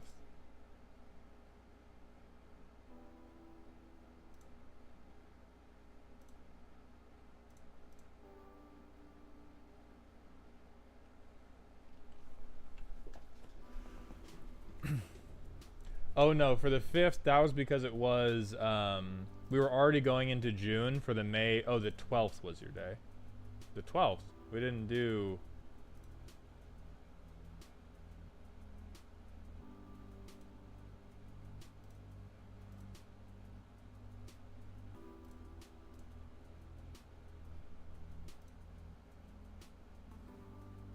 We didn't have any. Nobody was roasted on Wednesday. Because I was out of the state. Anyway, so getting back to this, if we want to draw a lot of cards, the best way, the most efficacious way to draw cards, rather than spending 1 mana to effectively draw 1 card, or spending 1 mana to like consider or whatever, is to just wheel yourself. And if you want it to be good enough to hold up at the CEDH level, it's really not going to happen at a budget level. So you either need to get cool with proxying or accept that it's not going to be CEDH level. And the closest you can get is probably to do, if you're trying to get to a combo win, is to do wheels. Because anything you wheel into your graveyard, anything you wheel into the graveyard you don't care about, because you're just going to recast with Kess the next time. And that's different than, you know, that's much faster than I cast Gitaxian Probe twice.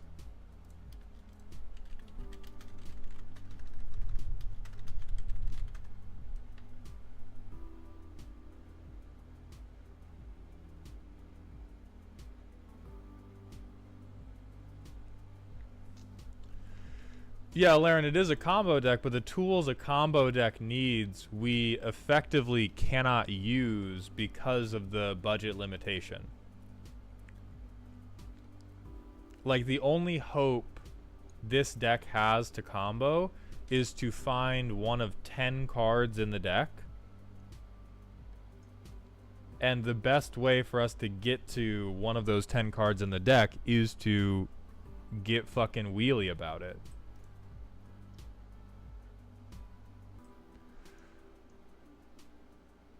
Oh, but shuffling it in is bad, because that removes our Cormella usefulness.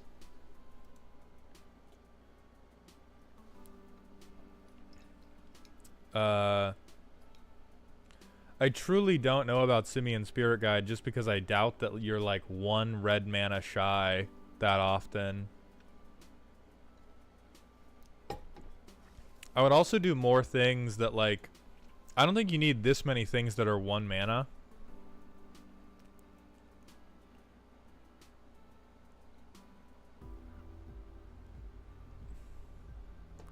Like, the deck wants to be...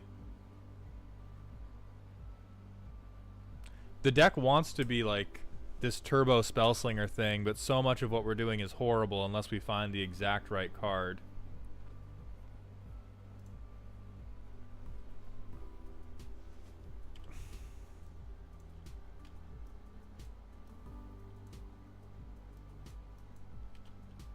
So we have one of the cards we need. We can 2 life, draw. Convert that into a blue and a black. Alright, so now we can win on our next turn. So turn 4, we can lay down this. Oh no, I think we're, well, if our opponent can make blue mana, we're okay.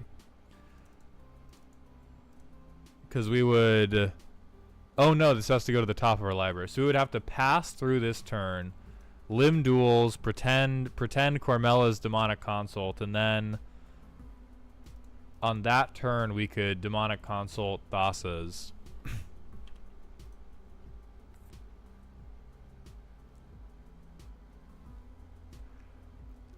Yeah, I think we have too many spell slinger cantrips in a deck that truly does not give a fuck about playing cantrips. This is like, I'm playing cantrips because I want to draw my cards, when really you need tutors and you need like, this is like the type of like Mystic Remora, Rhystic Study, yada yada yada. It's definitely a hopes and prayers deck.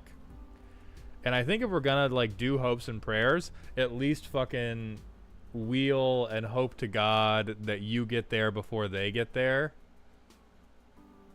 Cause a lot of this shit is bad. Like days, my brother in Christ, we can't be doing counter unless you pay 1.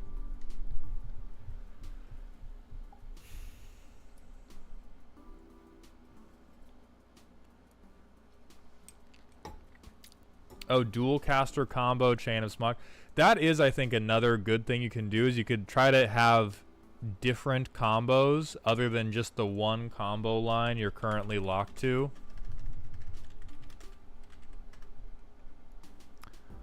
So you could do the Twin Flame dual caster.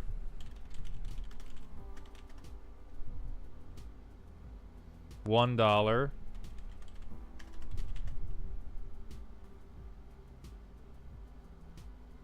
$4.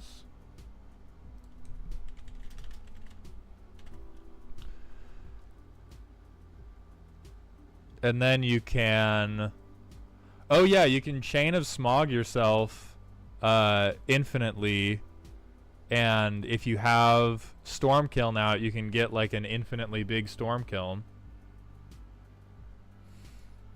And Chain of Smog is only like $6. So really, like, you're just, the deck is five cards that you actually care about, and then 94 that you don't.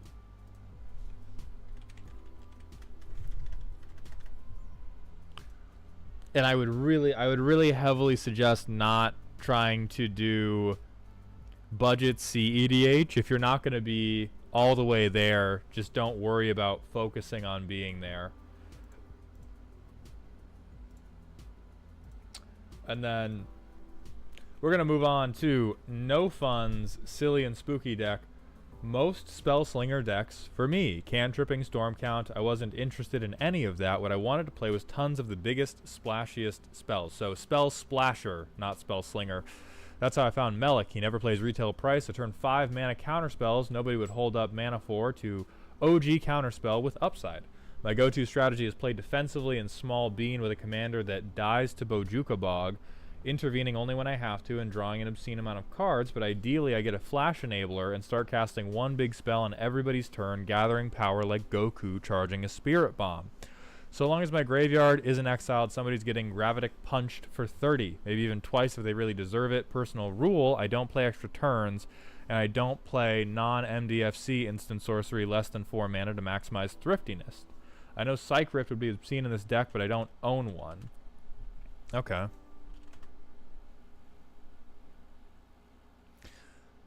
Oh, it's reforged, so he's as big as instants and sorceries in grave. Got it. Yeah, Tetrarunes, message me a screenshot on Discord. The first thing we cast each turn is 3 less. So we want no pips, but we do want big shit.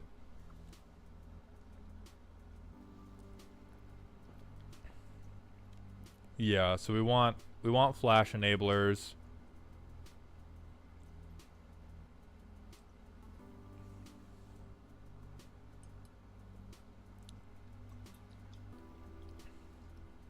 Jin-Gitaxias makes sense. Why can't I see what Hypersonic Dragon does? Oh, you got tags. Alright. Tags on tags on tags.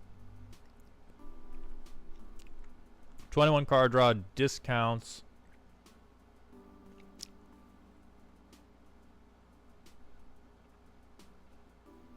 Evasion.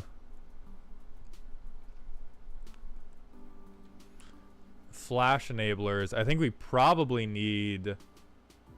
Well, I'm not sure if we need more of these. Small beaning. Matthew Netting, thank you for the Twitch follow. Welcome to the doghouse. Copies.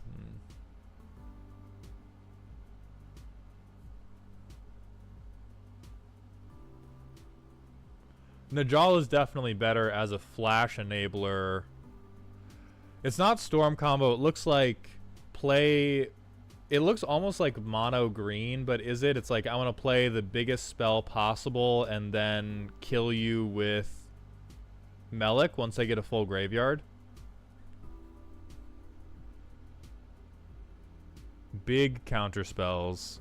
A little bit of removal, treasure, recursion. Okay, I need to make pee-pee. And then we will come back and I will light you the fuck up.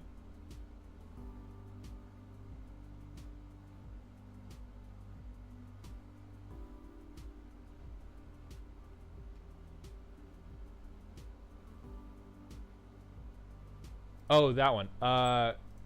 Hold on, let me...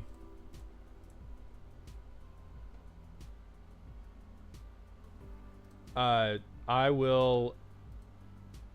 Tetrons, yes, we can move you to later. The 12th ended up not happening because I had to go out of town unexpectedly for a work trip, so we can put you later in the month. Thank you for sending me that DM. I will be right back, y'all. And we will fuck you up because you are doing this wrong. And we can fix you, but you are assuredly doing this wrong.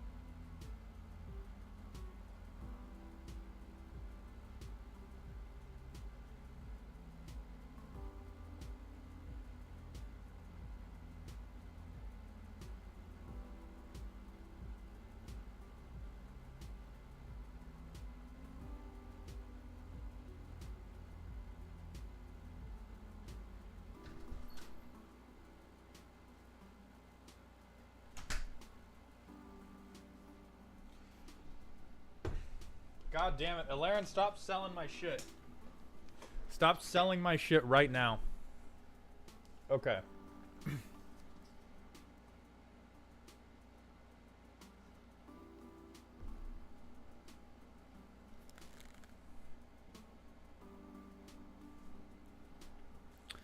All right.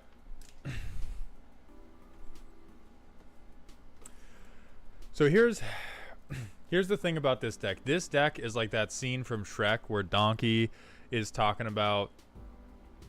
Shrek to come live with him, except instead of asking to live with the person, you're asking, "Can I kill you, please?" pretty please, because you have a 5 mana Izzet commander, right? 5 mana Izzet commander takes a while. You miss a single land drop, you are crying and shitting your pants with a 5 mana Izzet commander. And more than that, you have a lot of these big splashy spells, except the only way any of these big splashy spells lead to you winning the game is if you punch somebody with Melik. And even that is pretty please let me kill you if the appeal is, oh, my deck stops working if you Bojuka Bog me. And so it's very top heavy. It's very narrow, because if Melik gets shot in the chest like once, twice, I feel like this deck fully fails to function. Let's put that to the test.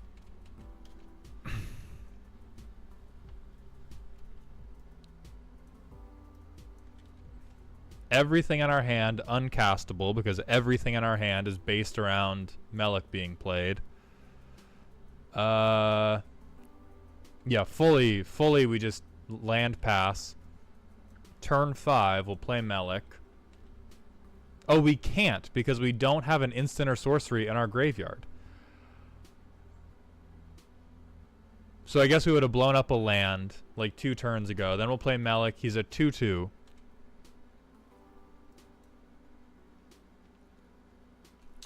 So we can cast one thing for really cheap. Magnum Opus is just here because it's expensive. This card, you get to cast this card for 5 mana. It's still not that good at 5 mana. But we'll play Practical Research for a red and a blue. 1, 2, 3, 4.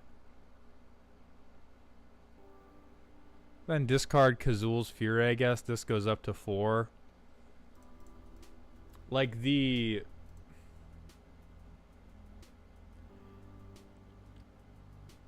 ideal situation you want to be in a deck where you have to Little Bean is you Little Bean for a bit, and then you get to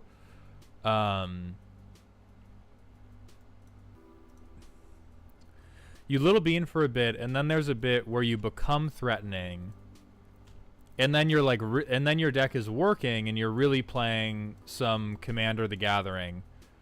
But this deck, the space between, like, you have to not punch it in the mouth for 5 turns to let them get to Melik.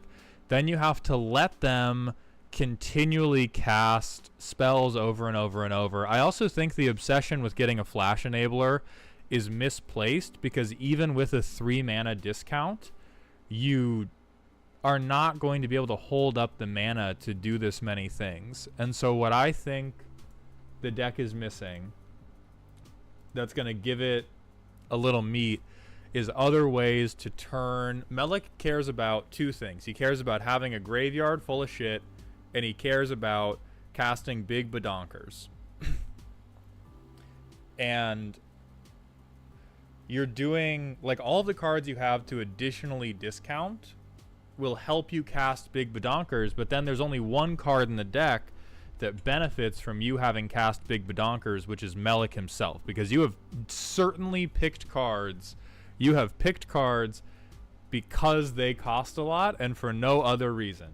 Chandra's Ignition is good, but if we're going to be like, oh, I cast a bunch of big badonkers, introduce motherfuckers to the Sharknado. Sharknado makes it so that if somebody kills Melik or kills your graveyard, the deck can still function. It gives you places outside of Santa's workshop that this deck is allowed to play Magic the Gathering.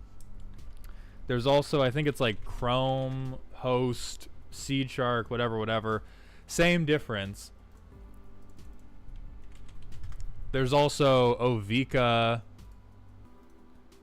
which is going to make you shit based on casting big hitters, but like you need more ways to, like, you need Mental Journey to be a bigger payoff than just I got to draw 3 for 3, because you're drawing 3 cards for 3 mana, except all the cards you draw suck ass.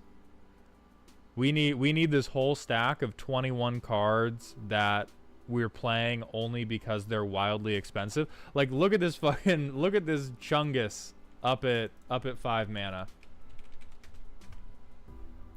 Metallurgic summonings would also be very good. You need every instance of, I played a really big spell, I would like a treat, please.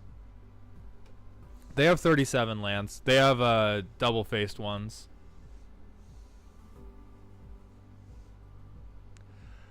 And past that, and if you don't want to do that, if you do not want to do, I benefit from casting big splashy spells, which is what your primer said you wanted to do, so I will fucking hold you to it, you at least need to mill yourself or wheel yourself or loot yourself faithlessly, because you need a better way to get instants and sorceries into your graveyard than just I've cast a big one. And right now you have a couple that cycle, like you have like 2 or 3 that you can either cycle or discard, and then your only other way to get instants and sorceries into your graveyard is I have spent 4 mana, and that is not a good place to be. No cheap spells. Well, if no cheap spells is your rule, then you gotta go to Chrome Host Seed Shark, because otherwise what you're... Because if you refuse to use cheap spells and we're only going to have real big badonkers, then you need to be on ramp and payoffs for big badonkers. And if Melik is your only payoff and you attempt to Little Bean, without any exaggeration, you are showing up to the table and asking, please let me beat you up in this very specific way. And if you don't let me, I'm going to sit here and not do anything. I'm down with not playing extra turns. But the world of I get a flash enabler and I cast 1 big spell on everybody's turn only exists when you have like 12 mana to work with. And at the point where we have 12 mana to work with, why not get something from Ovika or Chrome Host like instead?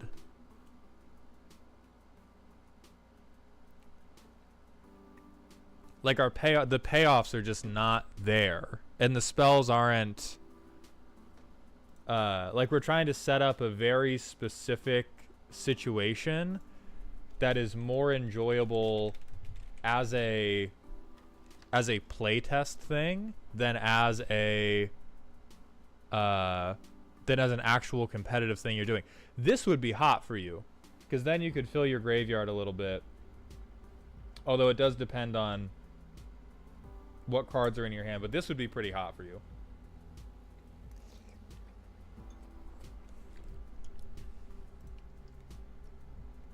Because that gets you that good ramp. But final thought is, you can only live so much of your life asking people to let you punch them, and at some point you got to learn how to move their teeth aside on your own. And the worst thing going on with this deck right now is that if Melik doesn't stick and your graveyard doesn't stick, you have to sit there and die. And so I would get some stuff you can draw into that is going to be another way. Even if you don't auto win, you can at least participate in the game.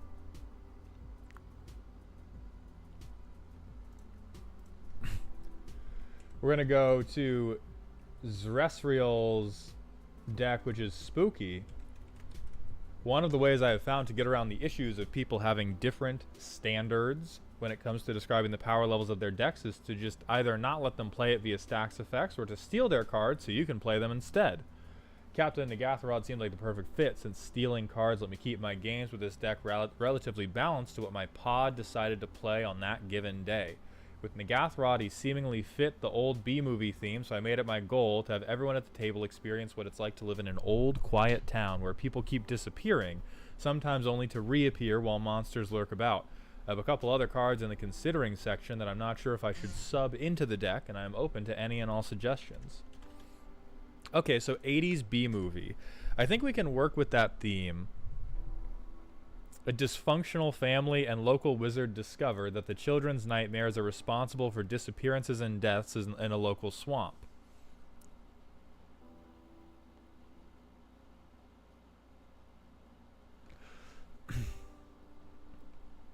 So we want creepy stuff, and we want to do Nagathrod things. Filming locations, 37 lands, good boy. Ancient ruins long forgotten. I'm down with that. I think this works.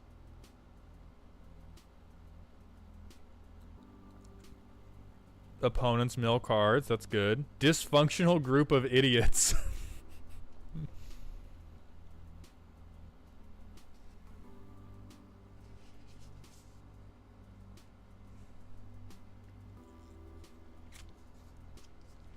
I guess I would question why we're not doing the Sakashima that breaks legendary rules to double the Nagathrod triggers. Especially if we're doing like dysfunctional group of idiots. It's still Sakashima. Filling the graves. Yeah, mill a lot.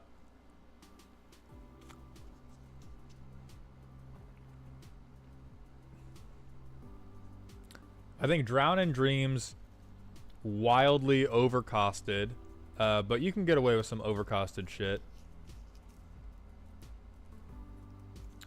Fractured Sanity, for sure. This is...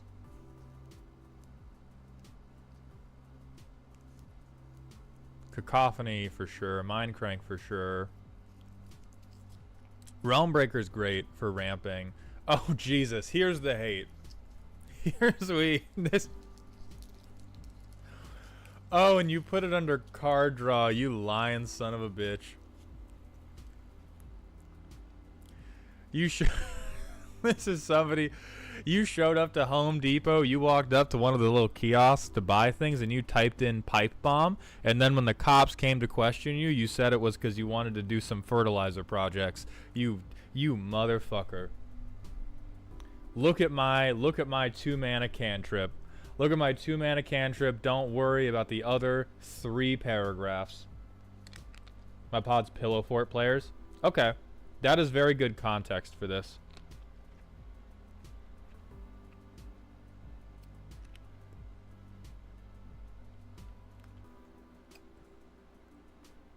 If your pod's Pillow Fort players, you're immediately missing... you are immediately missing Mesmeric Orb. I also hope your pod is okay with proxying. This is very like creepy 80s B movie. It's a little expensive, but untap a permanent, mill something is both fine for you if you have recursion, and is tremendously good for Nagathrod. Oh, no, it's not. No, it's not. It's anti... Never mind, I'm smoking crack. Anti-synergy with Nagathrod, because you have to mill it on your turn, not on theirs. So do not listen to any of the shit I just said.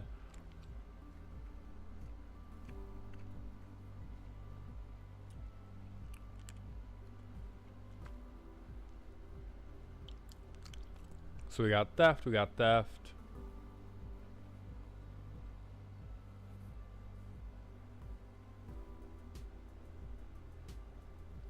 Mac, I'm streaming on YouTube and Twitch right now, and Twitch's TOS requires me to only have Twitch chat available on the screen. So I can see both, but Twitch chat is the only one that shows up right now.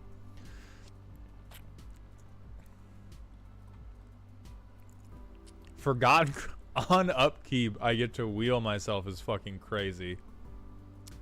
So Rager. I mean, this is... So this is a bad horror and it's bad card draw, and I would recommend having a good version of one of those.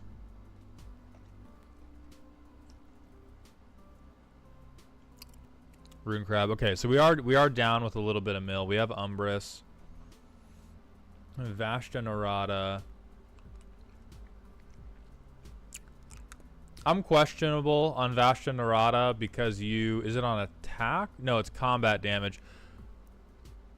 Oh, it is unblockable actually, so that's pretty good.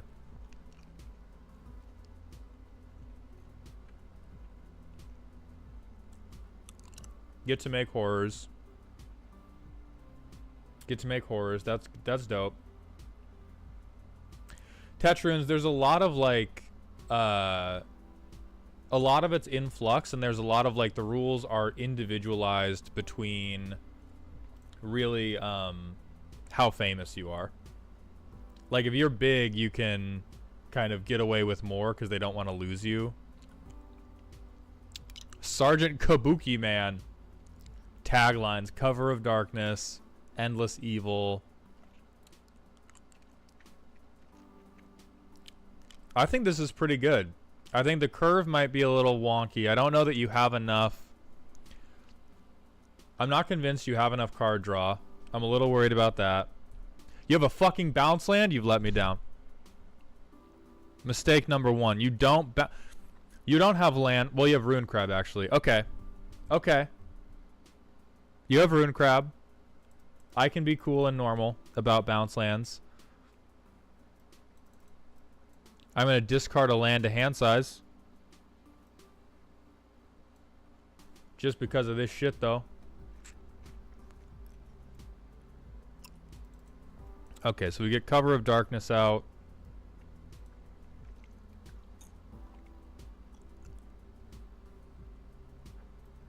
Aboleth Spawn is funny. We have Nagathrod mana, so we'll put Nagathrod out turn 5. We'll swing. Say we milled something.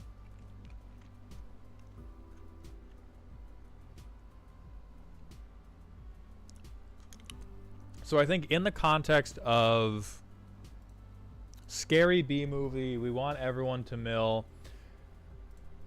There's a question of how, you know, how conceptual are we getting? Because people going crazy,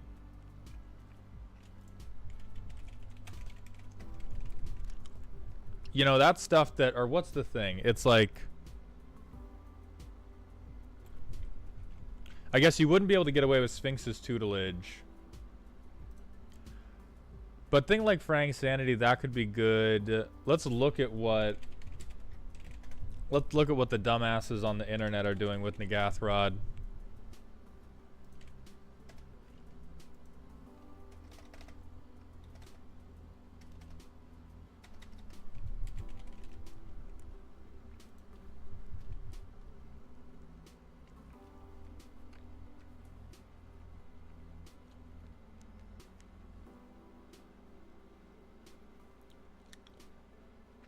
I think it's hard to justify not having Nemesis of Reason. It's also very hard to justify... I mean, do we have Nemesis of Reason in Consuming Aberration? You have Consuming Aberration.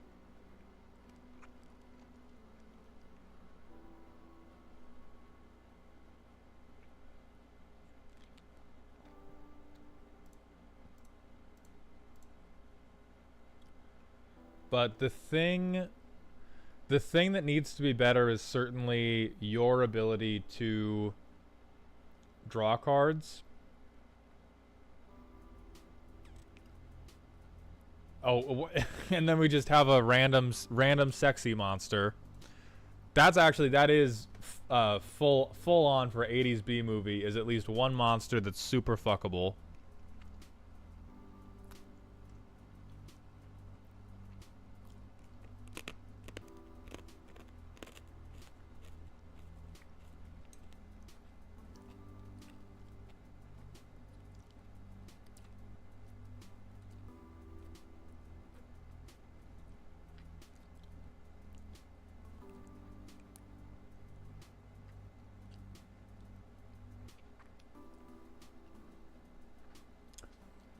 This is, I mean, pretty bad card draw, but it is card draw.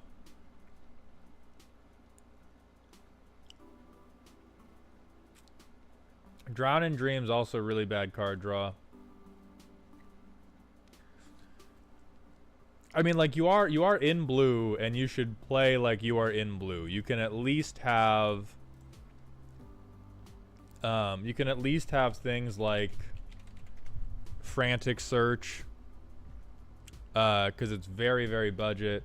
You can at least have things like Chart a Course. Chart a Course, you want to swing pretty much every turn you can. There's no reason to not have it. And you have a couple creatures that are... You have a couple creatures that look like they're here just because of the typing line. And you have a couple things that are like woefully ineffective. I would replace this with other Sakashima though. I figured some of the bad card draw should make up for Toxrill. So from a perspective of making a deck reasonable to play against, you should never go, oh, this card is good, therefore I need to put cards that are bad, or I need to not include other things that can draw cards, because all you have done is you've set up a situation where the games in which you draw Toxrill are cranked as fuck, and the games in which you don't draw Toxrill, you sit there sitting on your hands feeling very badly about it, depending on how your Nagathrod mills have gone. But you would be generally better off either just accepting that the deck is going to be good and putting in like the things that it needs to support it. Otherwise, you're going to have Schrodinger's deck where sometimes it's a dick puncher and sometimes it's just here to hang out. And in my opinion, those decks typically feel worse to play against. The more that I have done to make my deck's overall level of function, even if the cards I'm playing and the way that I'm winning each game aren't exactly the same, making the overall efficacy of my deck operate in a tighter band has been more enjoyable than a situation where if I get this 1/7 mana card, I'm gonna break the game open, and if I don't, fucking whoops. Which is kind of where it looks like you're at right now. Let's see. Tasha's Hideous Laughter is also like, you're never gonna win with Mill. You're never gonna win with Mill, and so this one's whack as fuck. Y'all, the cost of the card doesn't matter because we should be printing it out anyway. We'll keep that on top and then go to our next turn.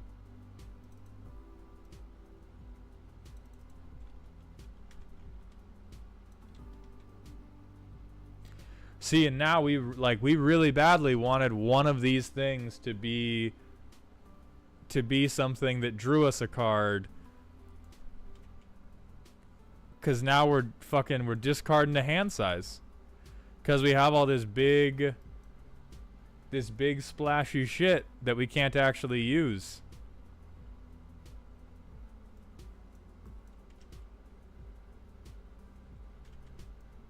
So turn 7, we can play Nagathrod because we missed a bunch of our land drops. Mind Crank is a great opener, so we can Alter the Brood. That's a very good start. Drowned Catacomb. Mind Crank.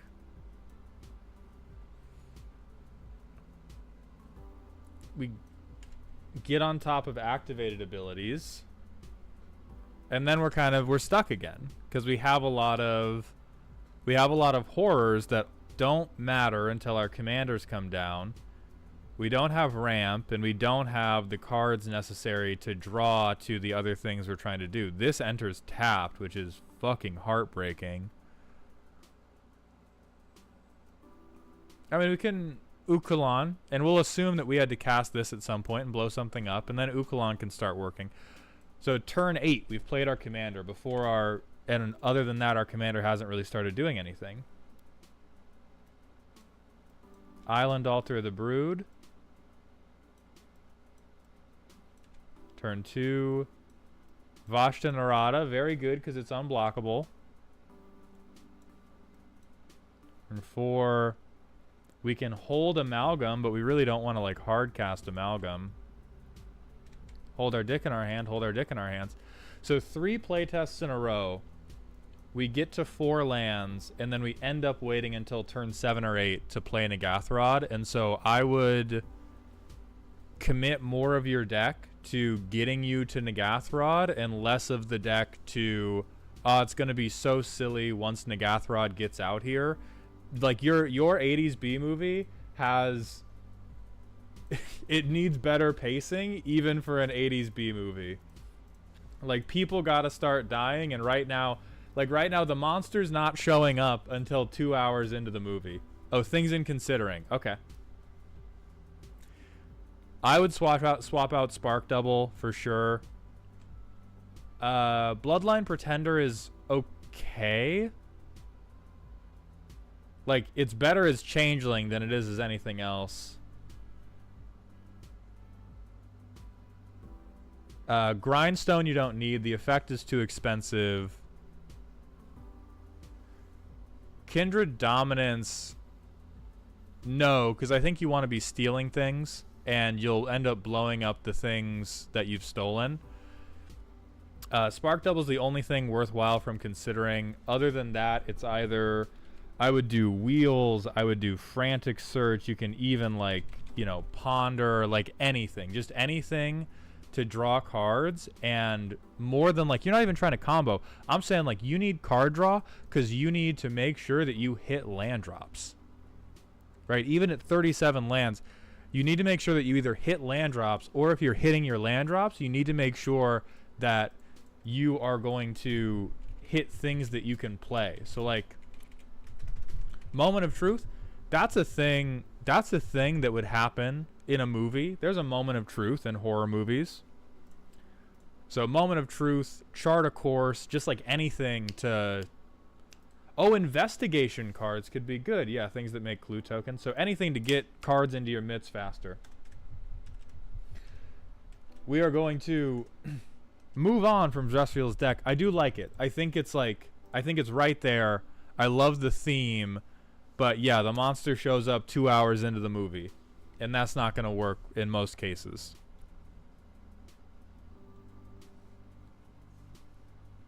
You're really heavy at like the 4 and 5 mana, so it might be take stuff from 4 and 5, put it in like 1 and 2 that lets you draw cards, and I think you'll feel better. Investigate would be on theme. So like deduce on these hoes. Right? You have the detective coming in to find the monster. Okay, Boomer's spooky deck, blue zombies, goes fast, not far. Oh, new Geralf. I love this guy. So when I looked at this guy, my first thought was Artifact Storm. So let's see what Boomer's done with it. Archmage, the friend of every blue player. Cloud of Fairies, so land untap. I like that for this deck because it's all spells, and this is basically a free spell. It's a, yeah, free 1/1 flyer. Gain haste, so we're trying to storm. Michael, not anyone can submit a deck. It is a Patreon fulfillment. So my Patreon should be in the YouTube stream description, or you can access it on Twitch chat through !roast. But that's how you get there. Okay, give our zombies flying.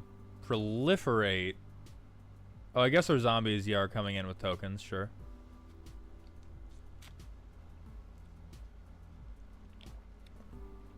We've got a discounter. I guess we've got 30. We got 34 instants and sorceries.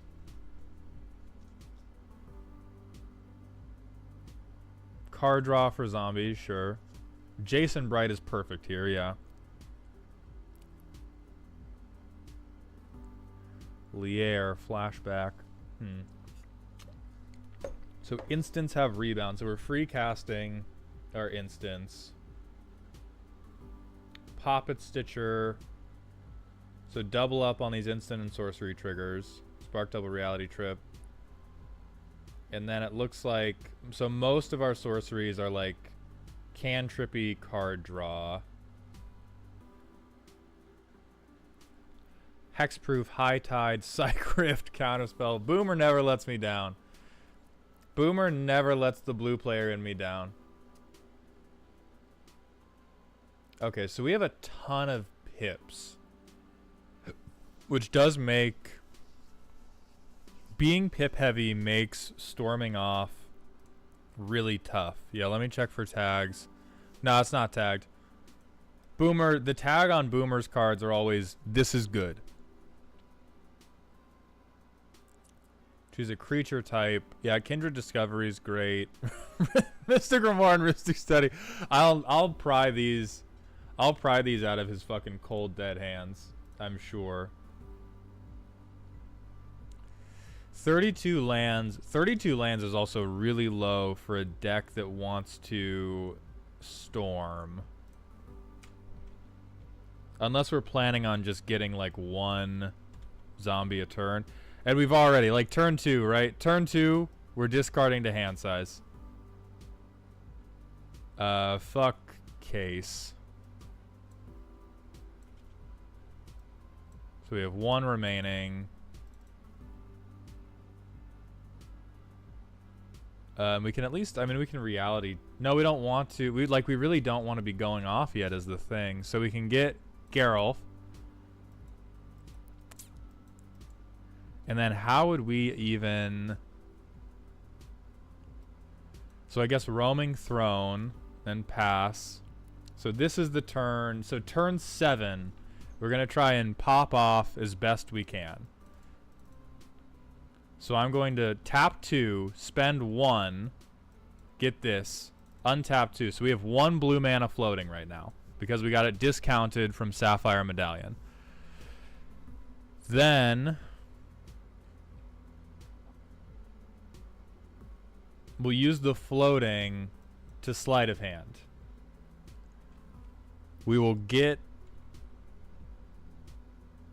2 zombies. One of which will enter with a counter. So we'll look at the top 2. Ottawa is technically going to bottom, but fuck it. We will Thought Scour. 2 more zombies. 5.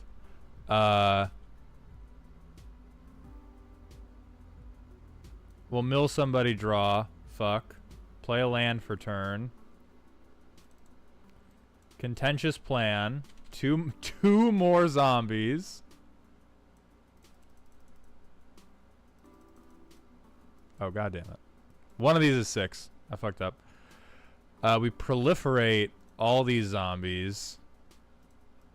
Okay. No, I was pre-proliferating. There we go. Draw a card. Then we have Pongify.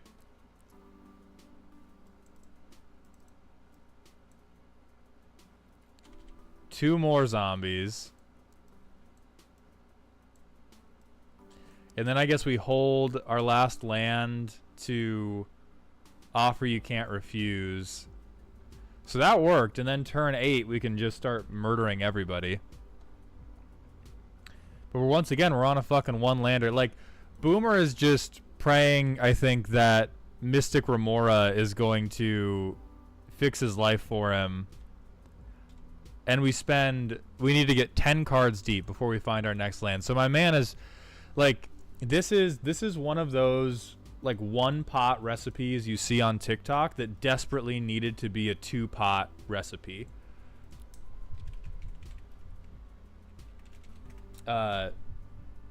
Underscore, I do believe Extraplanar Lens would definitely be good here to get you more, but you need, like, I would say like 34 or 35 would probably be better. We need like,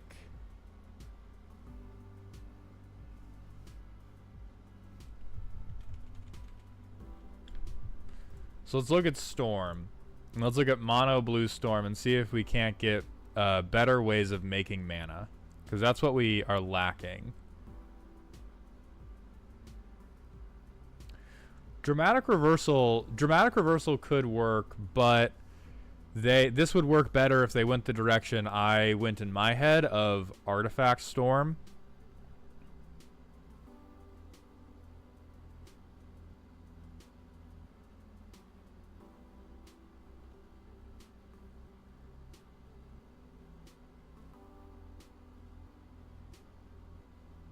Yeah, a lot of it is using Artifact Storm instead, because Boomer chose to do it the hard way. But yeah, more things that are mana neutral. Oh, Hidden Strings. High Tide is already in there.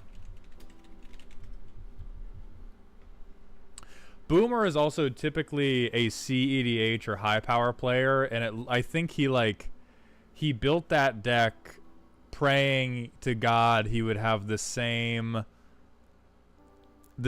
type of turbo explosiveness that he has in his CEDH lists. I think Lier, Pakpatik, these things to try to get a little bit of mana are good, but I do think he needs more card draw. And because, like, if Geralf ever dies with the land base of this deck as it is, you are just totally and completely fucked.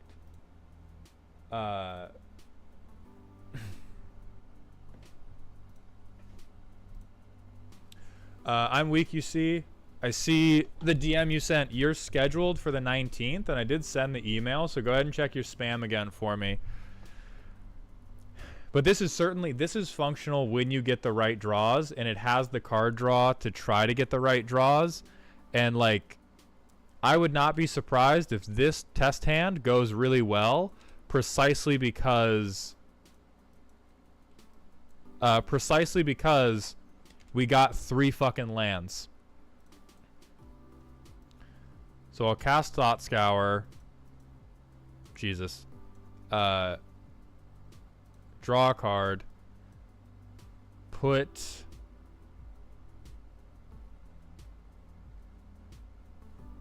Oh no, we don't even want to put Thought Scour back on top of our deck yet, to be frank.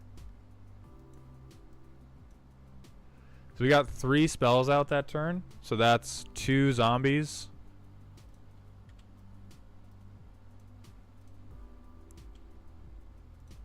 Next turn, boom.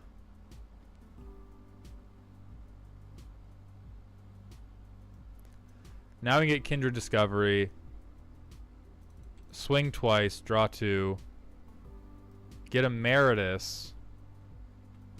That's our second one, so we get a zombie. Draw another. So this game is like, we're going to wrap this one up because we have Kindred Discovery.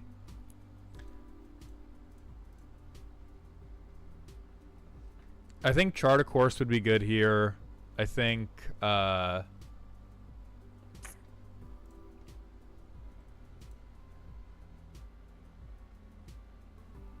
Umara Wizard.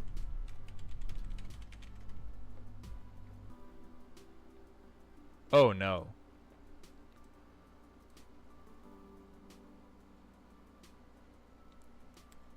It is an MDFC, but the other side of the MDFC, we never want this. This says this is a tap land and then a bad card.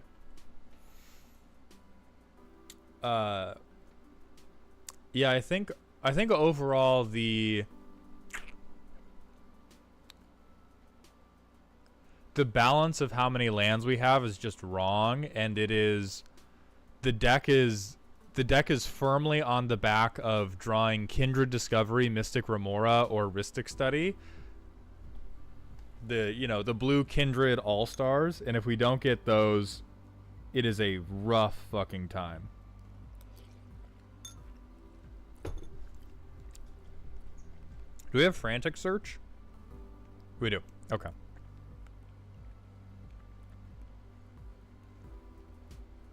But yeah, Cloud of Fairies is very good. And it's close to good. Definitely the fairest deck I've ever seen Boomer make. Killer Yodeling, I don't think there are mono blue enchantments, so at that point I would say, like, you know, why not a wheel?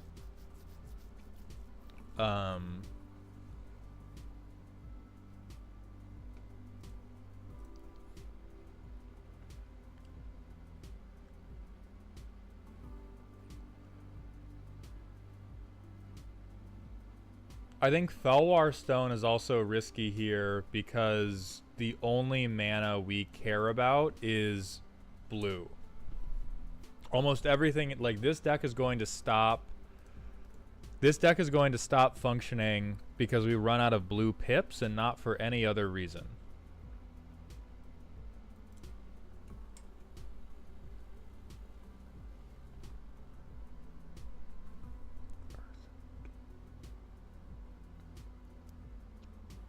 Oh, but God, he's working with tough shit.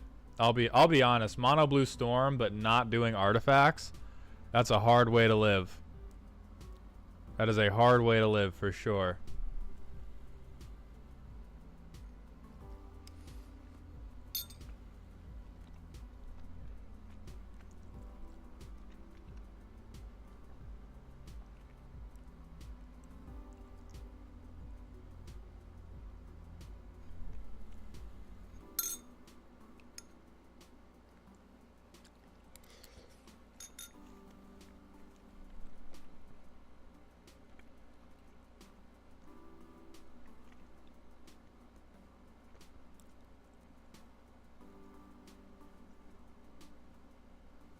Yeah, damn. I don't even know what we could do mana-wise to help the storm thing. I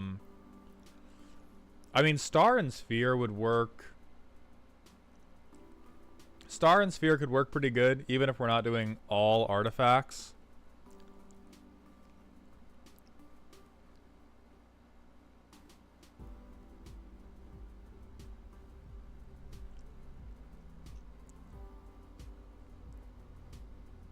But woof.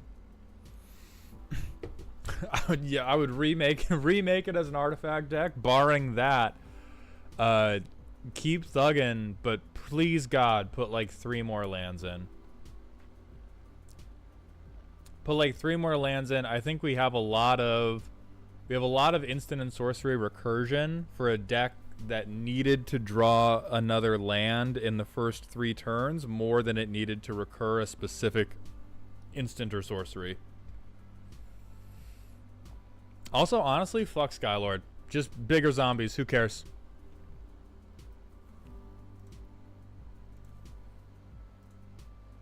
We are going to move on to Shoulda 51. You son of a bitch. You're back to haunt me again.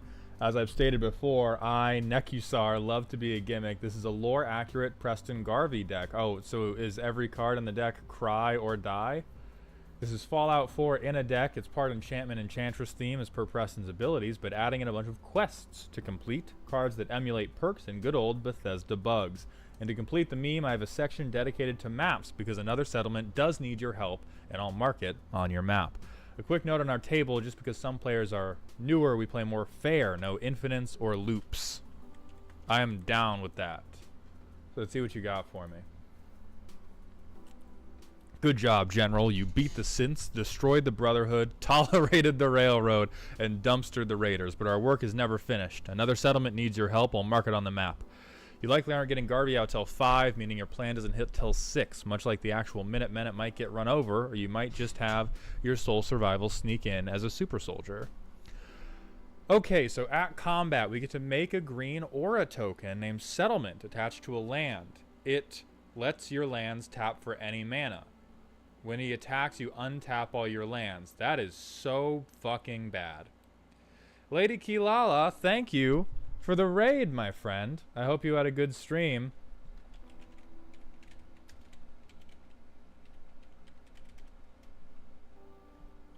Get shouted out on. If you have you played against Preston Garvey? Have you heard about this man? Have you heard about how shitty he is? 34 lands for shoulda. This is good. This is For anybody that doesn't know Shoulda's decks, Shoulda is in recovery from having a 27 land piece of shit.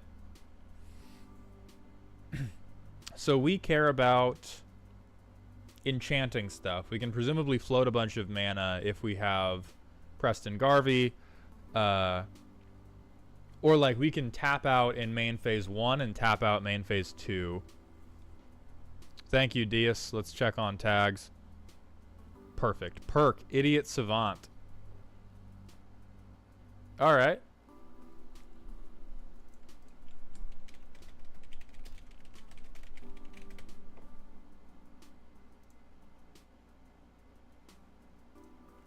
What's that do? Randomly receive triple XP. I'm down with that. I'm down with that. Perk Ninja. Take shit. Okay. Joe turned his Preston deck into Mazzy. It is rude. I don't know who Mazzy is. Pain Train. So we have Overrun. Ammunition replenishment.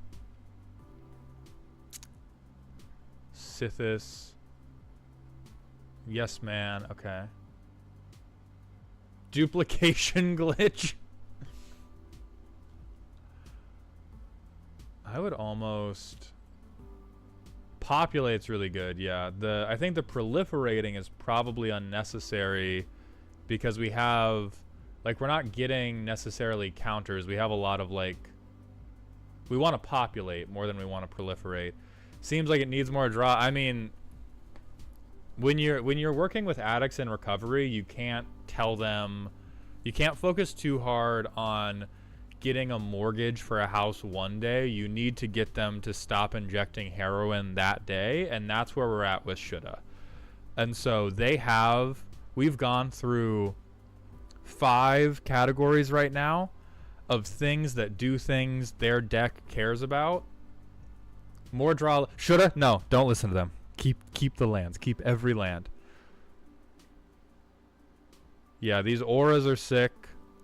Or these auras are great to make you win the game somehow. Rebuild the Minutemen.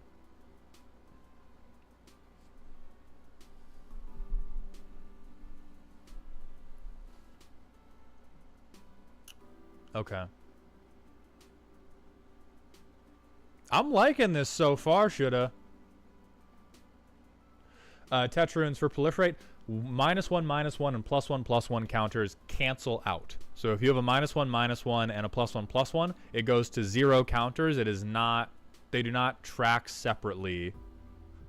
Oh, does populate not get non-creatures? That's so much... Oh my god, it's creature tokens only. That's so much worse. So we don't want populate.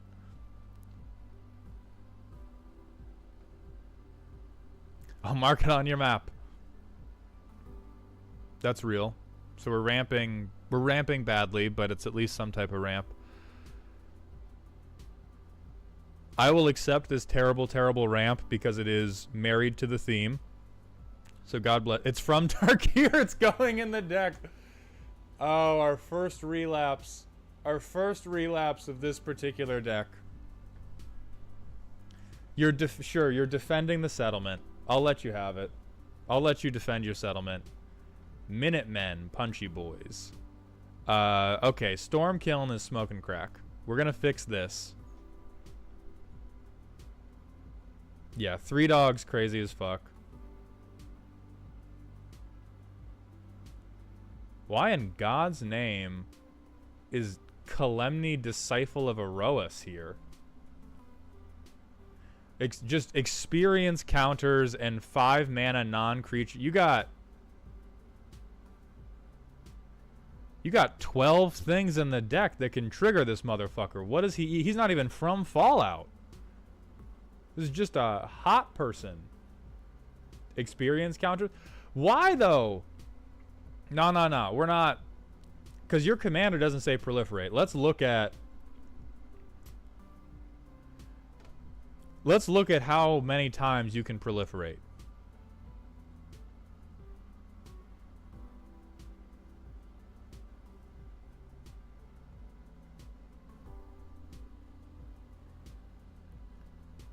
Oh, because you get experience in Fallout. Okay. So let me ask you this. Is it necessary to...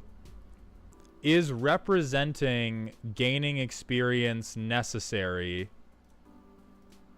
Because there are other things that would still fit the theme that would be so much less shitty. Like, do you have it in there because you didn't have anything else with experience and you need to have something with experience? Because I would say Othari is better experience. Because are the Minutemen not kind of like rebels? If you want to get something that is gaining experience counters, you also get experience with Othari from... You get... oh, Othari's in there. If Othari's in there already... What? Yes, you do, Tetrans. Whenever Othari Sun's Glory attacks, you get an experience counter.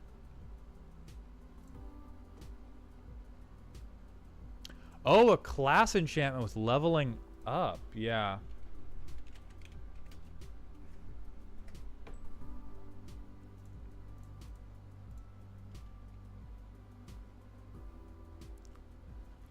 I think the leveling up is a little weak, but there might be something interesting we can do with level up to also to work with this.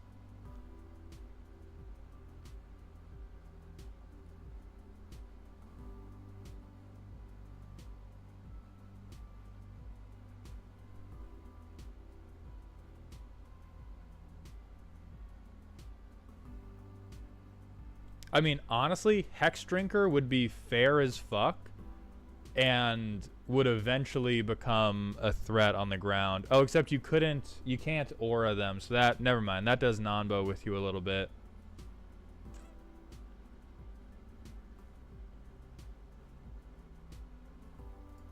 Paladin class would probably work, right? Paladins, you can be a thing. Paladins are a thing with the Steel Brotherhood. Brotherhood of Steel, whatever.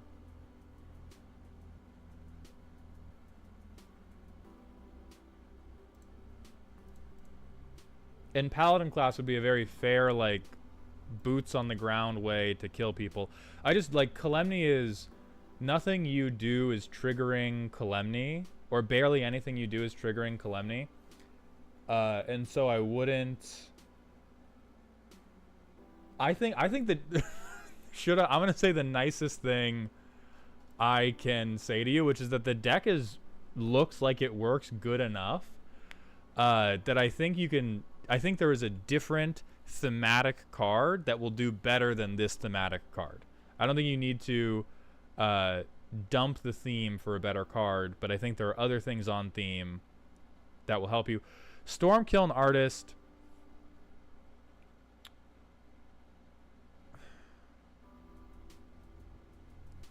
I don't really believe in Stormkiln Artist. I don't think you're doing enough artifacts. The other thing I was going to bring up is you are a little bit split between auras and equipment, and I think that is hurting you a little bit. I think the Dig Site Engineer would be really good if you were focused hard into equipment, but only 14 things in the deck can trigger Dig Site Engineer, and then the constructs you make, only 14 things in the deck can be cast to do it. And Garvey certainly doesn't give a fuck about your artifacts. He cares about making a lot of enchantments, and so let's see. I don't think any of the the really good card draw we can't justify on theme, because the really good card draw is like enchantment. And so I'm searching for this so that we can talk about why we can't play it. But like the best explanation you could get for that is she's hot and there are hot people in Fallout. Tetrunes, thank you so much for gifting 5 community subs. Welcome to Dog Heaven, my friend. I don't think you need to give up the maps. I just think the maps the maps are not enough artifacts to constitute a sub-theme. You have, like, you should keep the maps, absolutely. I just don't think the maps are enough for you to be like, now I need artifact synergies. I think you just have the maps and then also have enchantment synergies. The problem does become a lot of the card draw you want to have is like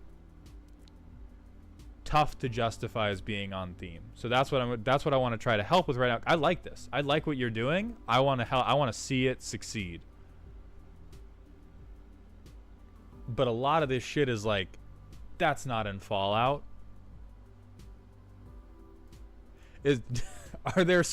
Does any faction in Fallout have Citizen champions? Does this kind of look like Caesar? But that's not even from Fallout 4.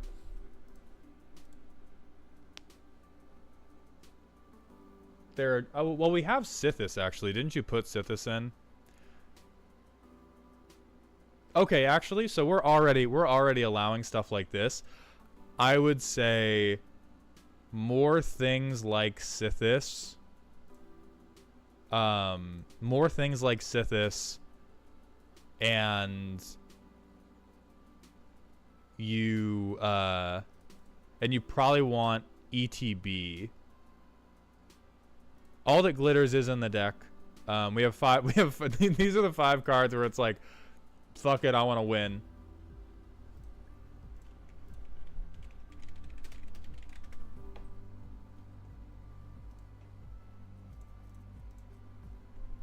So let's see how the playtest looks.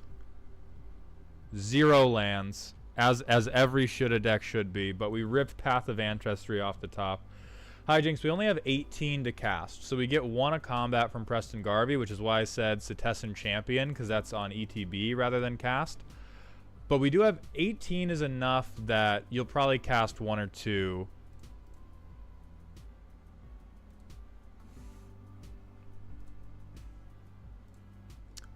Next turn, wow, we ripped another 1 off the top.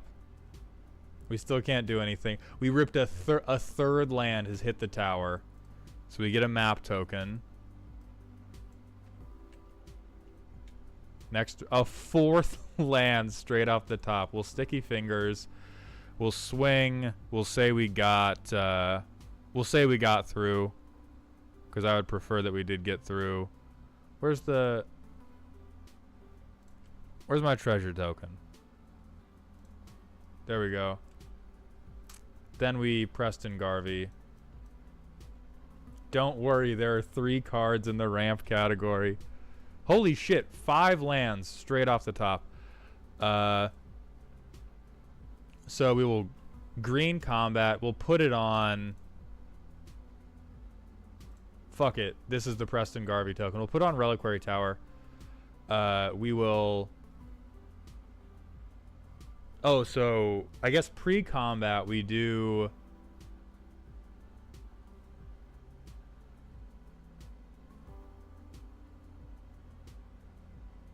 Like Overseer. Oh, no, because we don't have anything.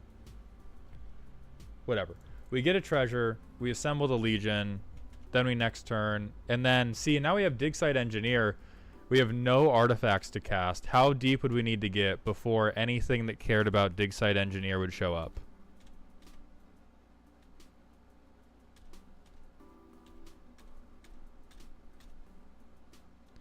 Okay, so no, not even 19 cards later. 20 cards, like, yeah. Like 15 turns later, we get the first thing that Dig Site Engineer cares about. And so again, keep the maps. But I think you should, for payoffs, you should stay more worried about enchantments than you should about the maps, because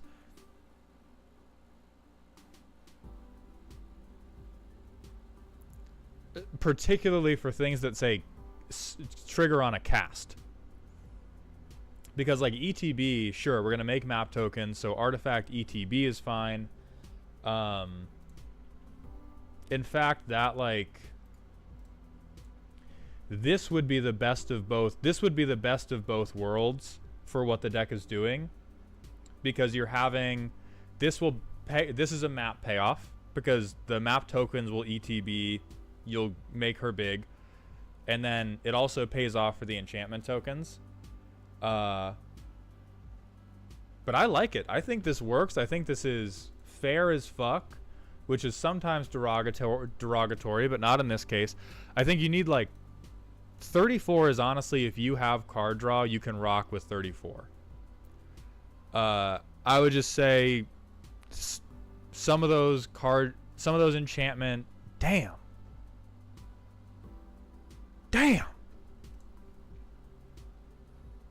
But you're in a good place with this. You're in a good place with this. You should invite Veggiewagon to some of these rows. No, because he builds good decks and I build silly ones. But I should do a joint roasting session with him.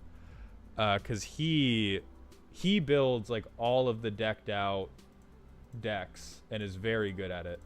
Also, Justice for Skeeter, thank you very much for the tier 1 Twitch sub. Welcome to the dog home, my friend. We are slowly but surely getting here on this Warhammer sub goal.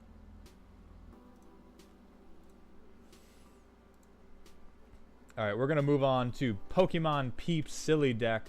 The deck's goal is to play Mega Blocks, then start cheating large donkeys onto the battlefield for little to no cost. I wanted to make a companion deck, so I picked the one that is normally only seen with Emoti, Karuga, but did not add her because Emoti players cry when their card is touched by removal. The deck has one infinite combo that only needs the commander and a smelly common that can summon itself over and over. Other than that, this deck wins by swinging or decking itself out, then playing Lab Maniac. 38 lands, Animar Chackers in my soup. Okay, so we're playing giant monsters. We are skipping the first 3 turns of the game. Or first 2, because we can play stuff on 3.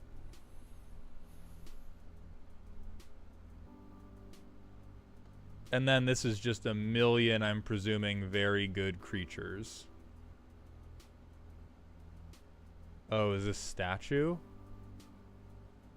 Oh, so we can go infinite with Ancestral Statue by just as soon as Animar has 4 counters, we can just replay it forever. Okay, so that's the infinite. Let me turn on tags. Let me respect the tag game.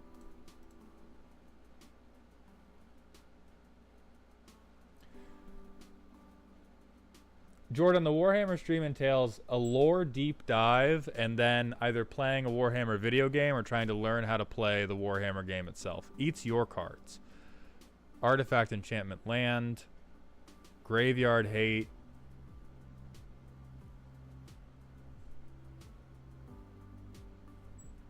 Ravenous X spells makes sense a lot. Kogla makes sense. Meteor Golem, Ravager Worm, Reclamation Sage. Okay, immediately, I mean, you may have them in already, but whether or not you have them in, this is exactly where Gwenna wants to live. Because you get to add a bunch of mana, and you get to untap her with basically, I'm presuming, half the shit that this deck would want to cast. Large ain't no goddamn way. We just said Blightsteel Colossus is a large donkey. So we're using donkeys like Dark Souls players use dog. Also, oh my god, Jordan, thank you for the $25 gifted subs. New king of dog heaven. Jordan is God. He gets anybody's bed. Jordan, thank you so much. Well, he, she, or they. I don't know their pronouns. Thank you so much. I appreciate your generosity. Oh, and then Jowsy's personal question. I don't have a skincare routine. I should really get one because my skin is starting to... I'm getting old. Alright, clown them. Fucking clown them. Roll 2 6-sided dice. Oh, it looks... Yeah, I know. It does look good for the camera. I'm 28, I think. Yeah, I'm turning 29 later this year. Do it again. 2 donkeys.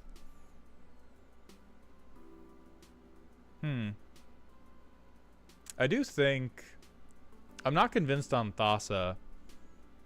Only because I'm not...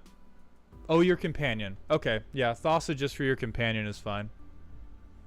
Draw a card, life good. Fuck. I hate decks like this, and I hate that this is looking like a good deck like this. Okay.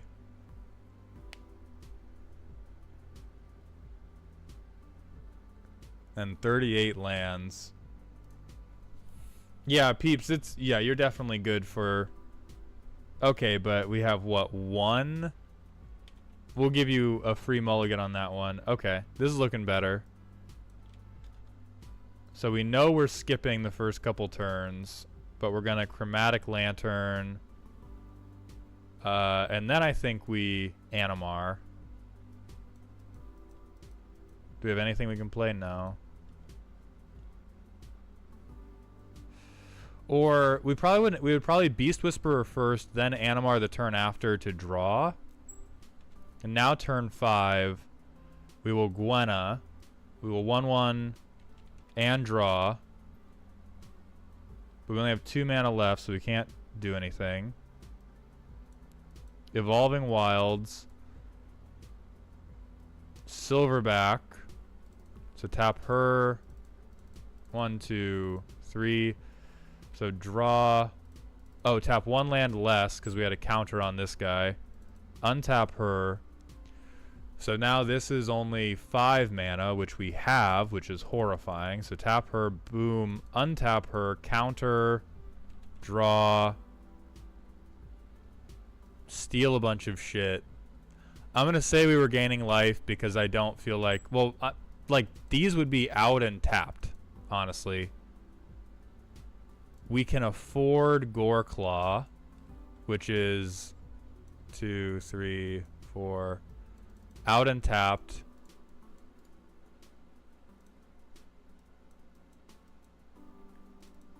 Draw. Counter. So this is 3 mana, which we have. But that's tapped now. So counter. Call that out and tapped. Fucking... So, discount by 5, discount by 2. So it's discounting by 7. We are 1 mana shy of being able to just rip Kozilek. But we can tap Gwen. No, that's creatures only. This is horrifying.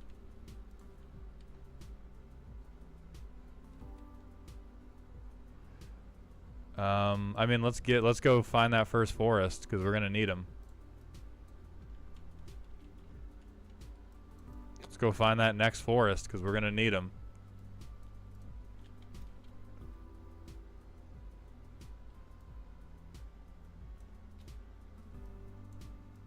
Okay, so turn 5, Animar, draw.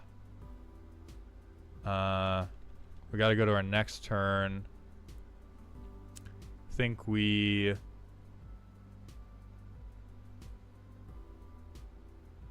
probably heart, draw, get a counter, draw, get a counter, land. This is fucking awful. Holy fuck. This is why Finn the Fangbearer decks exist. This is why aggro and... This is why Infect is balanced. This deck right here. I want to see if this works. This hand looks like kind of bad. No, it was not listed. Oh, this is not silly. Oh, you goddamn liar. This is not silly at all.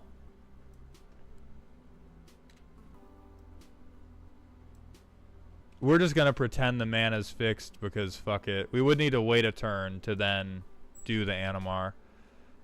So turn 4 we play Animar. Deck says silly till it's not. The thing is, at no point is it silly. We don't even. The only silly thing about this deck is I skip turn 2. Every fucking. I mean, this is certainly a spooky deck. The only thing that's silly about it is that it doesn't win at instant speed. Yeah, Benji, what's up, dog?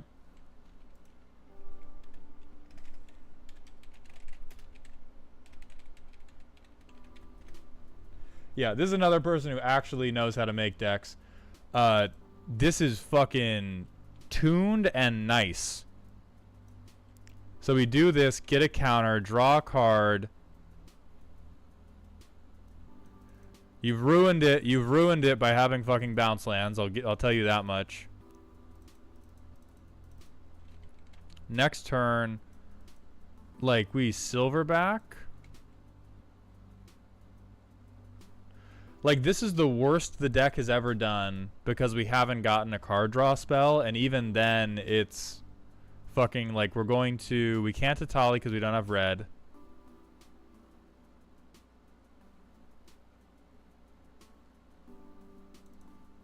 We could tap a green, look in the top 5, get a land that's tapped.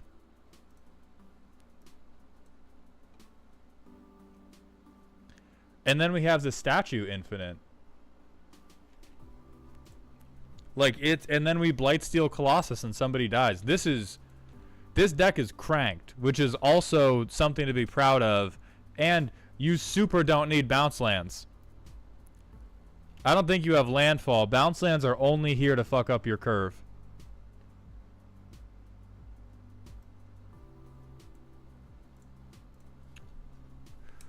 Oh, you are. I mean, this is why you can never trust a Karuga, motherfucker. Like, I think the most misunderstood thing about Karuga is people think it means the deck is slow. And it is not fucking slow. It is only... The only thing Karuga tells you is this person does not play Soul Ring.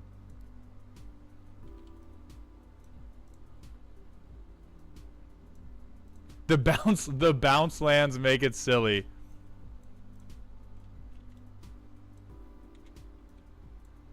Yeah, like we have this, then we Kami, and then we play this. Alright.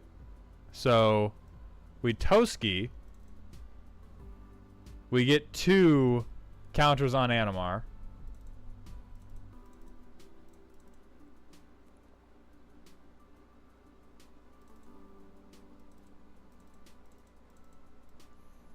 We Goreclaw. We get 2 counters on Animar. We Vaultborn Tyrant for 3 mana. Get 2 more counters.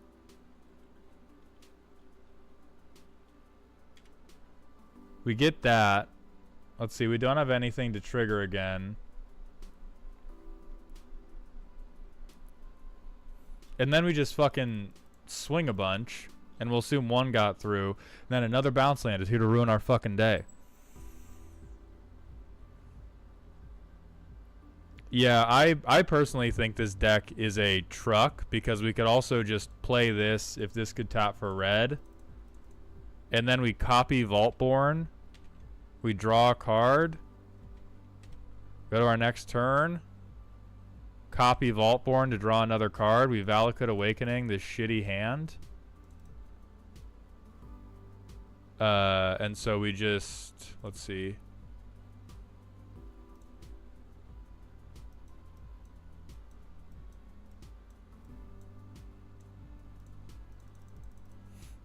Oh, look, and here's Beast Whisperer.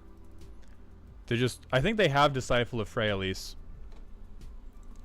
Yeah, this shit is hot, and this is why nobody trusts people that say my deck. This is why nobody trusts a silly ass deck.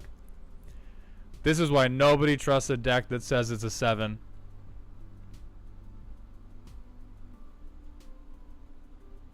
That is crazy good.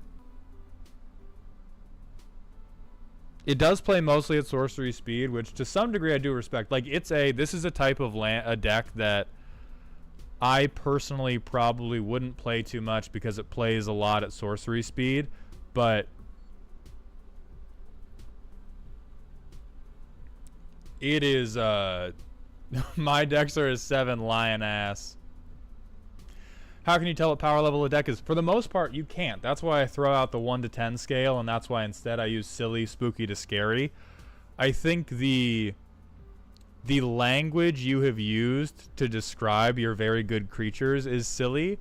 Nothing about how the deck plays is silly. This is a bag of hammers that you are shot putting at people at like Mach 5. But you made a good deck, peeps. The deck in one word is big, and you have lived up to that assuredly. The only thing I could recommend to really make it better is like either a wheel or some type of limited tutor, because a couple things in the deck do carry it. Like anytime we saw Beast Whisperer, we are going off, right? We are fucking going all the way off. And so if you had like, you know, you could do Windfall, you could do a red wheel, you could do something to be like, these cards are okay, but they're not great. Give me a fresh 7 after you get Animar established. And even that isn't necessary. Tribute to the World Tree could be good. Yeah, Hugo, that's a good call.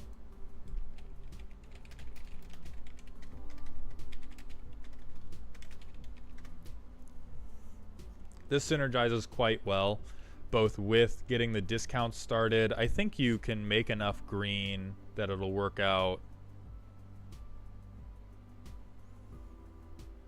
Yeah, like 50% of your mana production is green, and the deck is already very green, green-headed.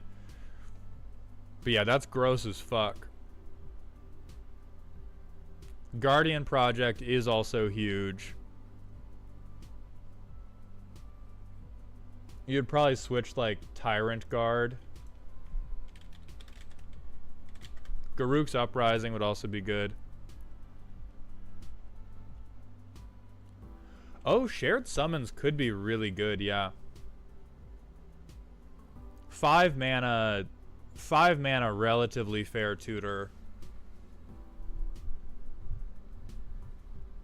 See, I do a little something just for card draw, fair tutoring, card selection, because it's sort of let me put it to you this way. It's too good to operate at the point of being like, I'm not going to use tutors to depower it, because it's already too powerful to try to argue that it should play at tables where people don't have access to that. If a commander is sent to the hand from somewhere, does it still suffer commander tax if you don't return it to the zone? No. Commander tax, it only applies to playing it from the command zone itself. If you like leave it in the graveyard and can cast it from the graveyard, or if you put it to your hand and cast it from your hand, that does not accrue commander tax. We're going to keep it hustling to Skylar Shepard's scary deck. The primer is in the primer section. Dong of the Dead. Oh, this is the Born to Shat, Forced to Wipe. Okay. No, Tetrans, you're good. I like answering questions. Granular rules ass game, exactly. Alright, so we got Nethroi, which is when it mutates, recur a bunch of shit, but total power 10 or less. So we have more. Oh, tags. I'm going to get the tags. But it's meant to be scary. It's $1,300. 34 lands, depending on how they're ramping, that can work out, but it is a little low. Exquisite Blood.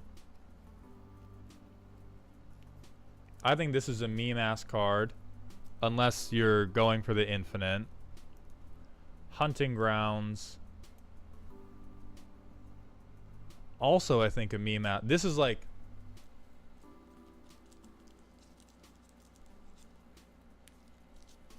strong, but I'm not convinced. Stick Fingers is perfect. Well, kind of. They like strictly non-bow with each other, but the engine of the deck probably helps both of them. You are smoking crack. If this is your ramp, that does not justify the 34 lands. Thalia and the Gitrog monster is crazy to list as ramp. Skull Prophet good. I do not think you have enough ramp. I don't think you have enough mana generation to get away with 34 lands, but I don't think you're crazy low. I think you're just a little low. 5 card draw, also probably not good enough. Big shitters don't wipe.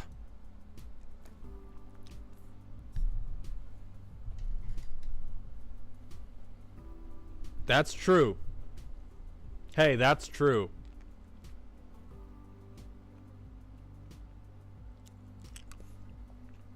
What the fuck are we doing here? Archfiend of Depravity. This is the most milk toast. This is a half-assed board wipe. This is great to do to the token players, but is otherwise like I'm gonna use either 5 mana or half of my commander trigger to hold everybody to 2 creatures. I don't know about that. We got some big boys. Yeah, we got some big shitters. Control. This is removal. So this is our removal cards. Core combo pieces.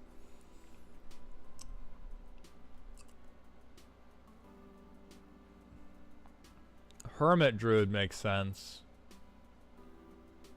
Mesmeric Orb makes sense. I don't understand Mind Crank. I didn't think we were trying to mill. Skyclaves makes sense. We're not really milling other people, though. We're also not forcing them to sacrifice or discard. I'm a little confused. Yeah, we're milling ourselves. Absolutely. This is all great. We're milling ourselves, but okay, Grand Abolisher is for sure a trauma response. I don't think you don't have an actual combo you're doing other than maybe protect the mutate, because it does suck if you try to mutate and they blow something up.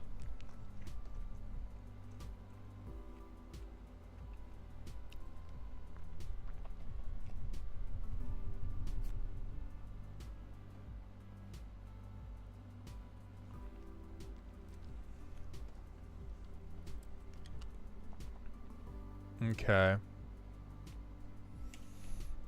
So we'll do that. We'll pretend this is just a like fixed land. Mesmeric Orb. We'll go to our next turn and mill 2. Dark Boar. Mill 2 on our next turn. We have Skyclaves in the graveyard, so that's good. Okay, now we have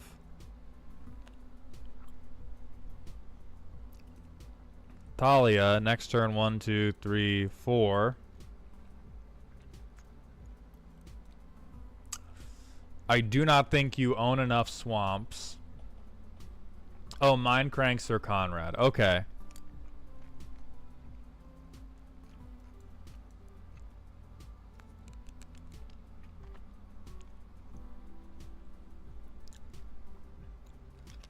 So what, we do this, and then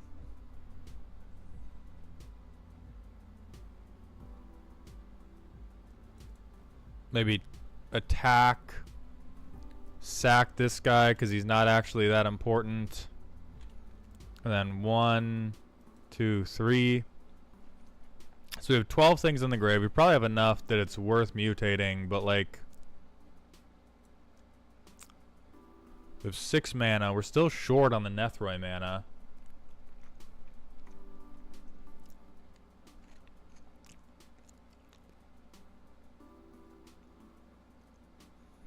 I mean, I think we play Conrad 1, 2, 3, 4, 5 on the next turn, and then we tutor for Mind Crank, play Mind Crank, and then hope that everybody dies either when we perpetual. So let's say we got Mind Crank. We're going to perpetual timepiece. We didn't get a creature. We would have 2 mana remaining to make everybody mill. And then we just hope that Mind Crank kills everybody.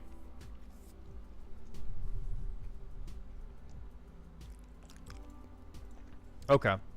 So that combo makes sense to me. I think there's a lot of things that the ways you're winning are not compelling to me.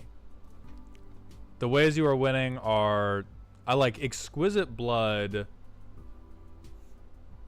Is there another half to the Exquisite Blood combo? Because otherwise it's just, I'm going to use this to gain life, which is generally coward behavior.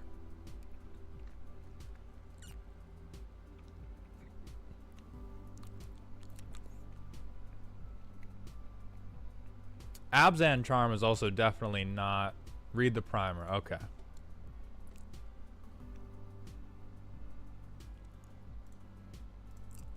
My first paper deck I built after buying a Rabo Precon.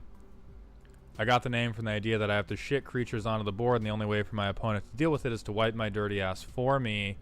The idea is to ramp early and pray I get some self-mill to get the engine online. The 99 is pretty strong if Scourge is in the grave. Can lean towards reanimate as a win con. Yeah, Scourge is Nethroy's background.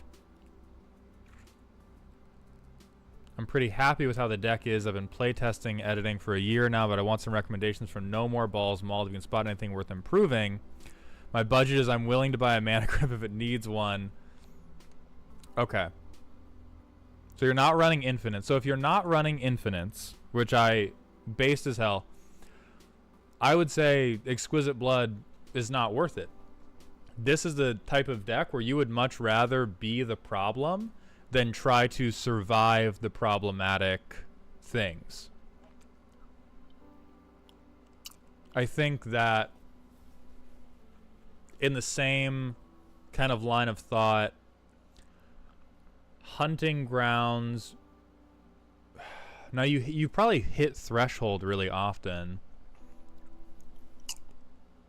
But we're also drawing so few creatures that I don't necessarily believe in how effective Hunting Grounds will be. Okay, let me focus on the part where that really matters. That really matters. The part that really matters is we talk about ramp early into mill ourselves, and I don't think the early ramp actually exists, but I think we have a lot of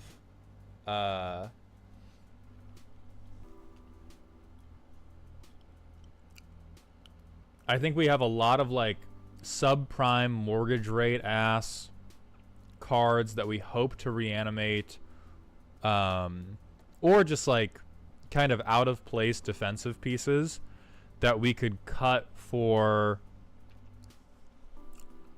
things that will either ramp you earlier or get the mill thing earlier. I would say, I mean, no questions.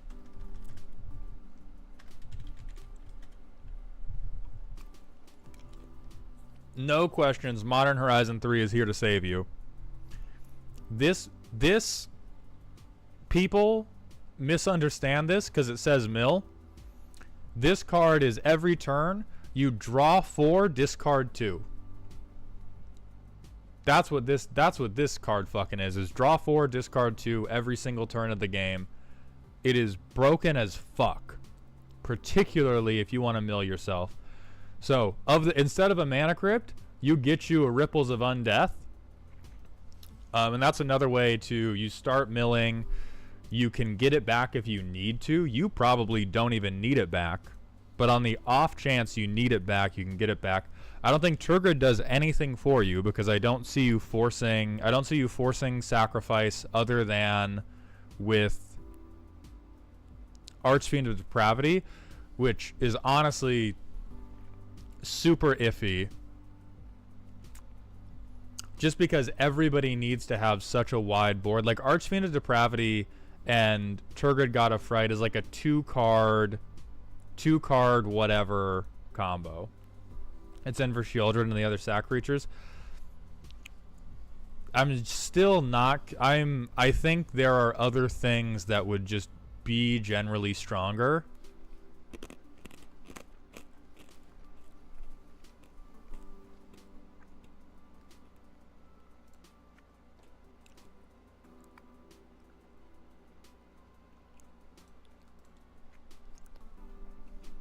It is good removal bait, but I think she's best as removal bait because you have, let's see.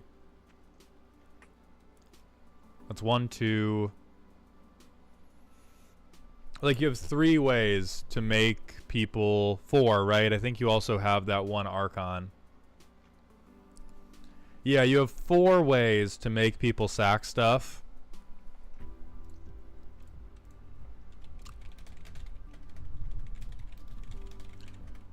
Bring Her the Last Gift would be good.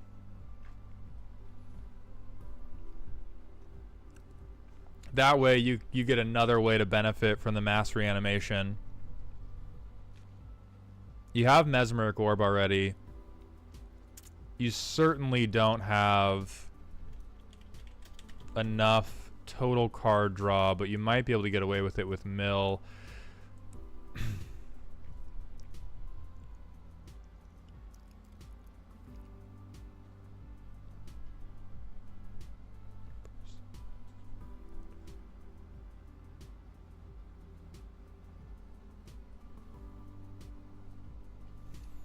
Yeah, Palantir of Orthanc would be very generally good. I'm trying to see if we can get something that's a little more specifically good.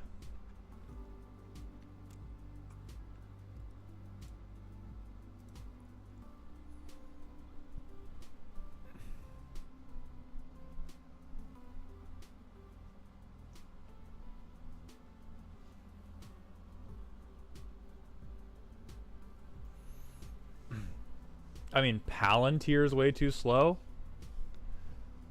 I doubt that's true versus things with like Abzan Charm. Like Thalia and the Gitrog monster is slower than Palantir because Palantir is a guaranteed either a card or a guaranteed mill every single turn. And most people probably aren't going to pick the mill for very long.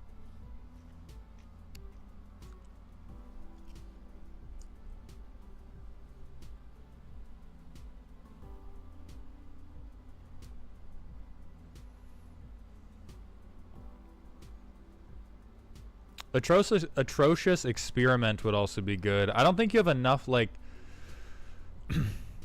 When I say you need card draw, I would say... I'm saying that you don't have enough cards that you want to... that you're happy to see every single turn of the game.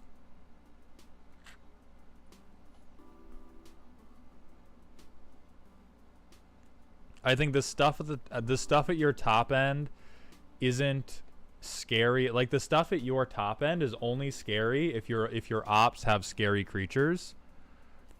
If you want it to be like very decidedly casual, I think this is a really good spooky deck. I think it has an engine that works, and when the engine works, you create things that will probably go for a combat damage based game plan, and it is decent. It is decent at fitting itself to the table because it is trying to do theft, and theft often fits itself to a table because it is contingent on your opponents running good enough cards.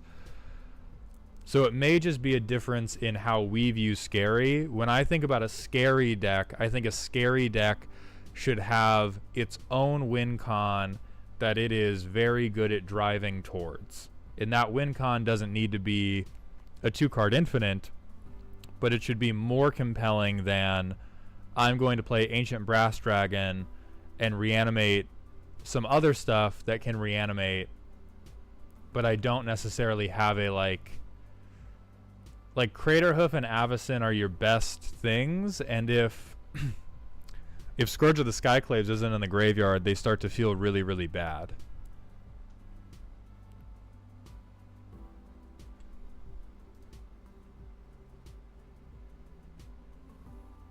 I think Nyx Weaver would be worth it, but I think the other things you want are probably like...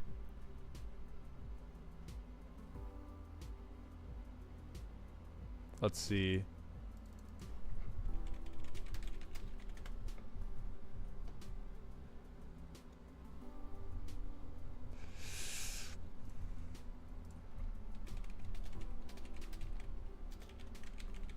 Oh, graveyard would be... The graveyard would be incredible for this.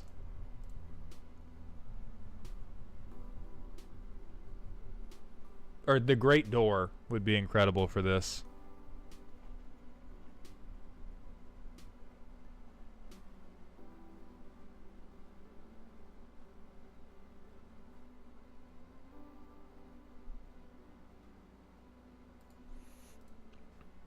So discerning taste would be good. This is look at 4, you get 1, and then the rest fill your yard.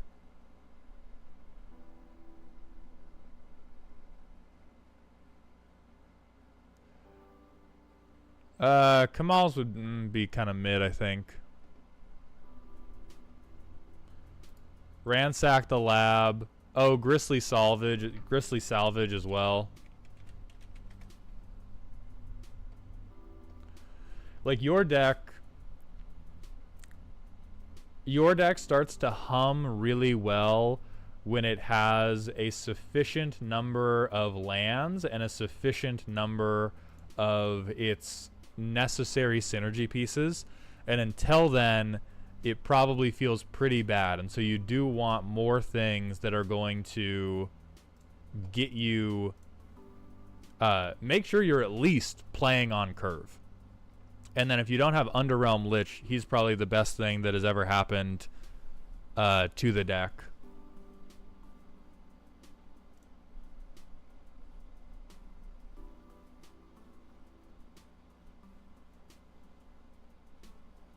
So much of my graveyard play does work with lands, though. I'm not sure how that's relevant. Or you may have been replying to somebody in chat.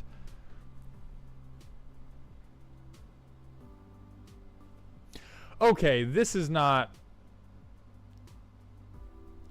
Oh, right, Ramanop and Eternal. But that is still, like, you need to draw those 2 creatures, or it doesn't matter.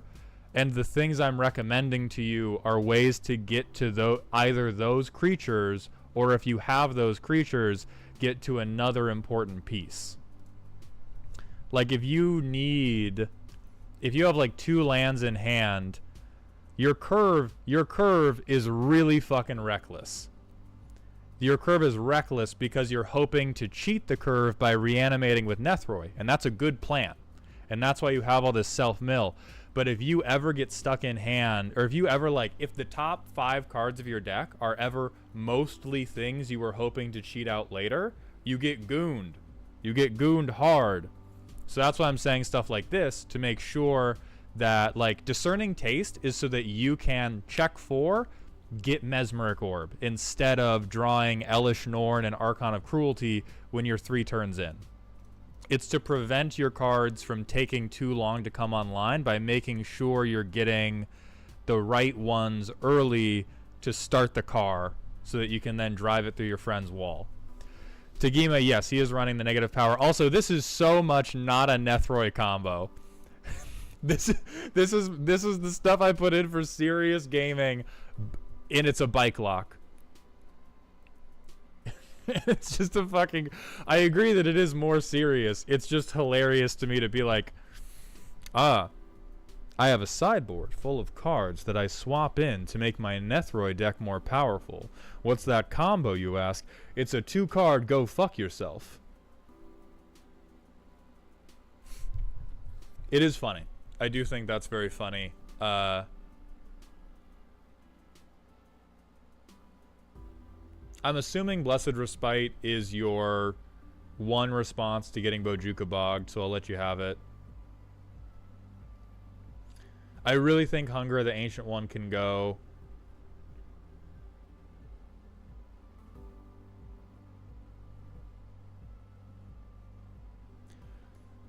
I think Priest of the Forgotten God, at least the playtest I did, the stuff that we were playing, we were not getting a wide enough board to feel comfortable sacrificing 2 of our creatures just to draw a card.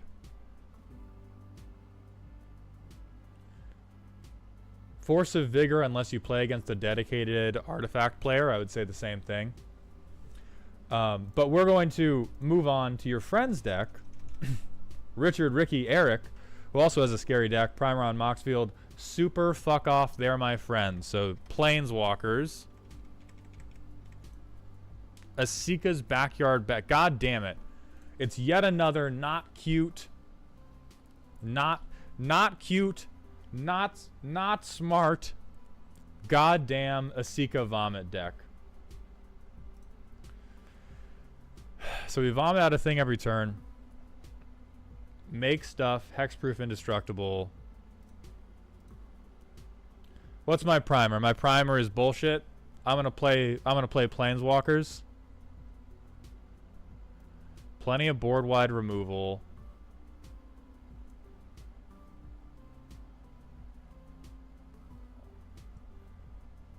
So what is the combo?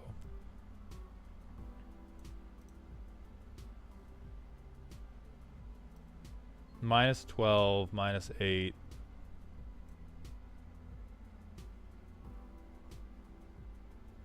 Okay. So an Asika deck that's going to try to win.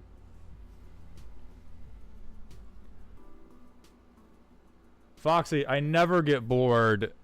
I get... When deck roasting takes a really long time, my brain doesn't hurt out of boredom. My brain hurts out of... It's honestly lack of boredom. It's that I take too much mental damage. Alright, upkeep step. Extra turn. So this is all just for bridge.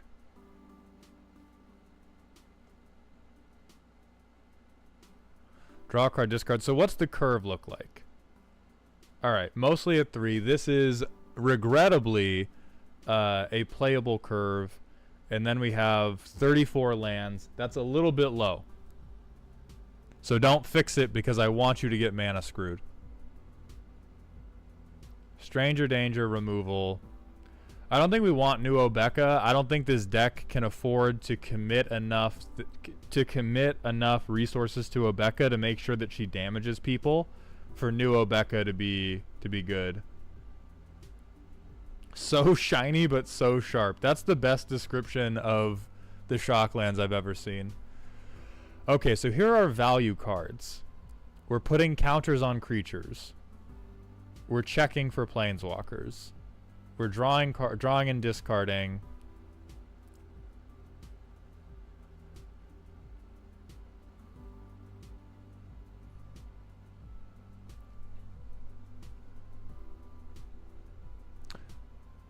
I think we've gotten... Immediately, I think we're off track of what counts as good value. Narset's okay. Because, let's see, we have... Karth is solid. I don't like a Johnny. Because a Johnny only... Or I guess we're only really -2ing a Johnny. Because we're just using him as loyalty counters for other Planeswalkers. But I, like...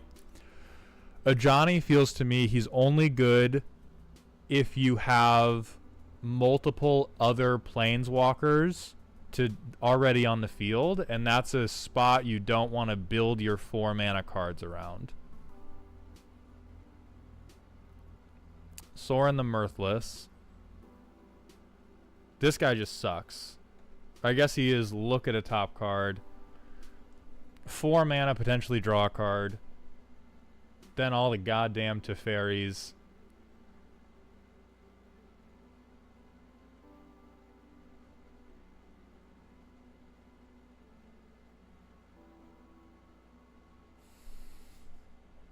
Dahada feels like she's only here for the -3 because we do not really have legendary creatures going on.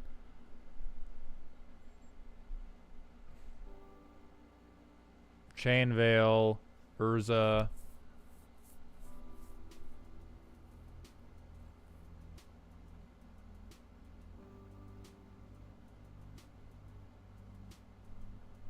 Okay, so we have token doubler or counter doublers, untap some artifacts. Okay, so we're searching for Ichor Moon Gauntlet. Nickel Bolas. The Stax Walkers.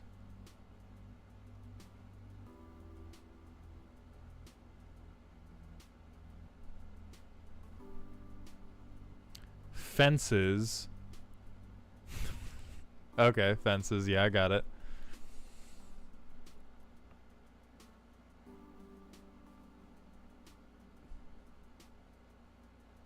Then we have a fair amount of ramp.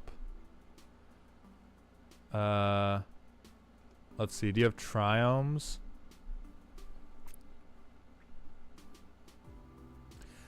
I think being able to look for triomes is probably better for you than playing a talisman. So at least one talisman can go out for Farseek. Yeah, Worldly Tutor.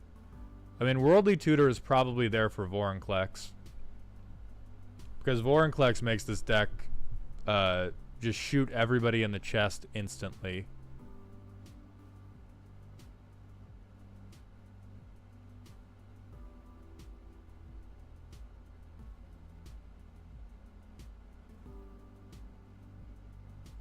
Casual memes too fun to remove. Okay, so we're doing a ton of bullshit, is what I'm seeing. Is we're doing just a ton of bullshit.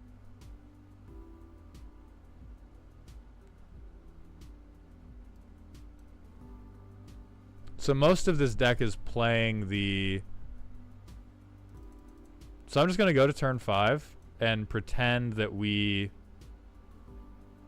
I guess we're going until I get. We're gonna pretend our mana's fixed. We can play this, which doesn't do anything for us.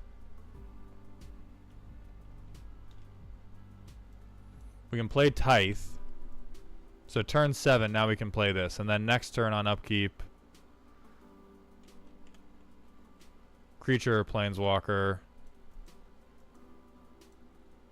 Okay, we get to Fairy.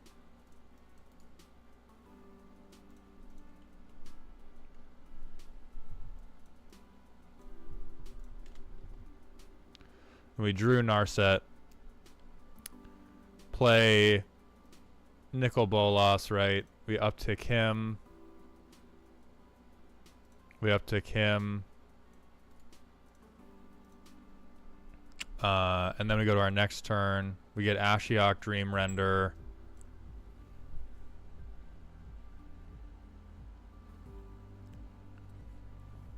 I think where we're trying to be with our Planeswalkers is too disparate. Like, I think this is a deck that has fallen into the trap of, if I include really good stuff, the deck's still fair if I also include some random shit that doesn't help as much. I think you have a lot of room for instants and sorceries that either manipulate the top of your deck to like really cheat, and like your win condition is take a million turns and wipe the entire board. So we're not really coming from a place of this is not a deck that's going to be fun for the whole family. We're already outside of Chuck E. Cheese, and so if we're already outside of Chuck E. Cheese, I think like this emblem really doesn't matter that much.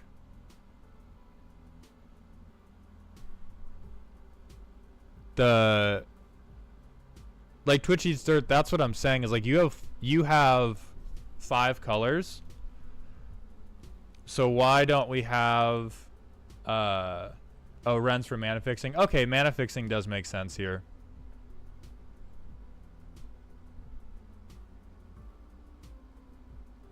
But I think, like, instead of a Johnny, which is generic value, and we're probably never upticking him for anything meaningful, you know, why wouldn't we have something to at least tutor for, one of our game-ending options, or use stuff from, yeah, Benji makes a great point of, like, Guff himself, not bad. And the stuff from Guff's precon, Like right now we just have so much. This is another, I need to think of another name for it because I was using terminology that I really don't want to like propagate for decks like this, but this deck is like you aren't playing Magic, you're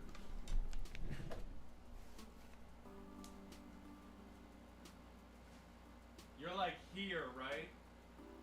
You spend 90% of the game here, and then you chuck a fucking grenade instead of being in the mix or doing anything for the first like 8 turns of it.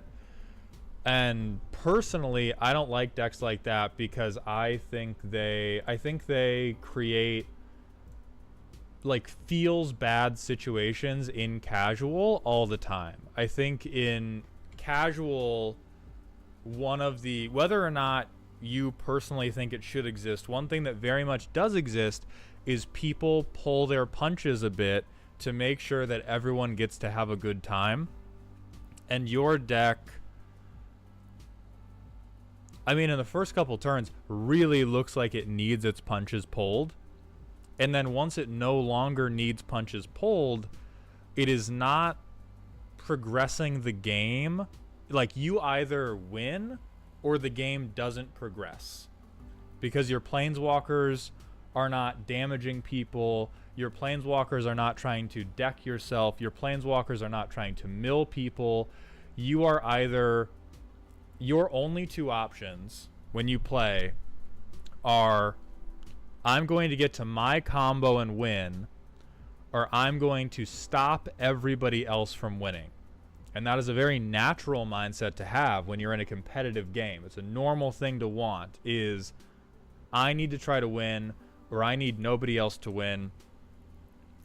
It is way more fun across the board. Everybody I have suggested this to, the people that suggested it to me, and then I adopted it, it's way more fun to have more cards that consistently contribute to important stuff happens in the game. Right now, you only have a deck that says, my one specific win con is going to happen, or I am going to stiff arm all of your attempts at winning. And I think you would have more fun if we just got, like, if you just got, you get in the pit. Like, you need to be fitting to be in the pit a little bit more. Because instead of being in the pit, you are crouched behind that mattress, hoping that nobody comes and gets you.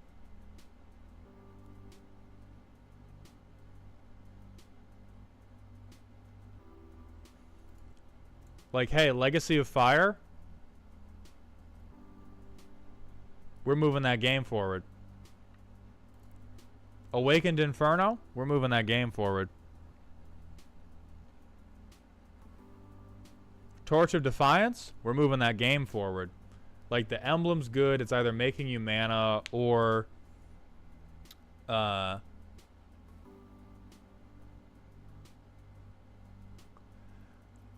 then we have, like, Planeswalker protection for your really important stuff.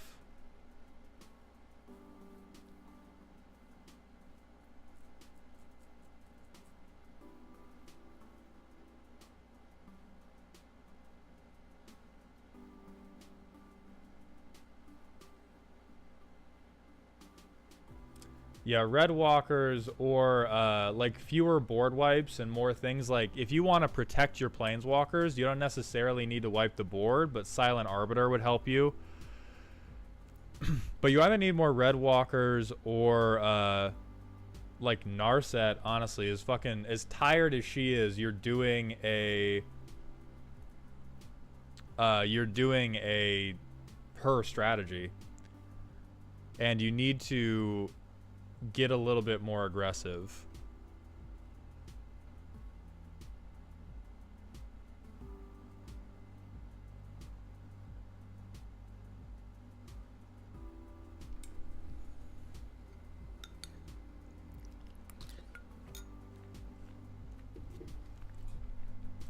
Because right now, this is no joke. 7 turns of please don't hit me. Followed by the most disgusting bullshit you have ever seen.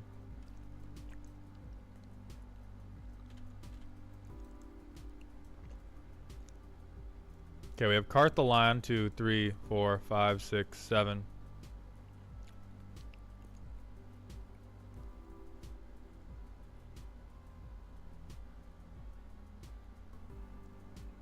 Fuck it, Narset.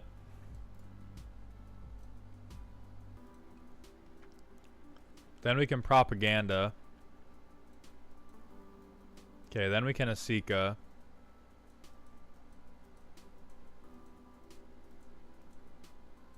Okay, we get Blacketh.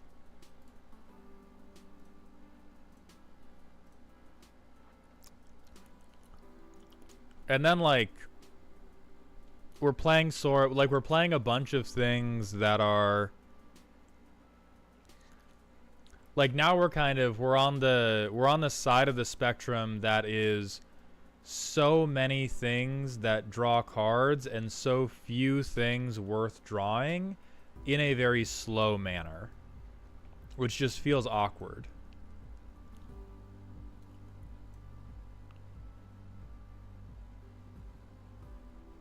So we get to come in with 7. So we get to look at that, but it's not a thing we can actually play.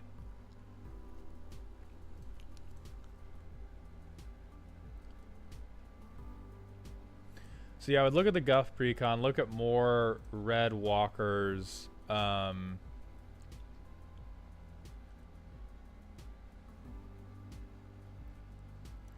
God, I hate Planeswalkers so much. It's tough to figure out how to make it better. But I think we're just like a little bit too broad. The talismans are also very like, eh. I think you'd be better off with more land fetching, because the lands are less likely to be destroyed.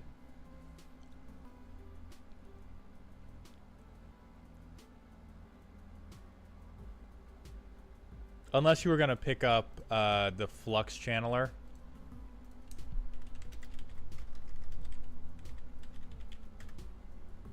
Flux Channeler, Talismans, Enchantment Ramp. Oh, well, even Land Ramp, Flux Channeler hits too. But I think we're a little bit like, you're too afraid of stuff happening. It's okay for bad stuff to happen to you. You win at Commander by making bad stuff happen to your opponents faster than it happens to you. And this deck looks a lot like trying to stop bad stuff from happening to it.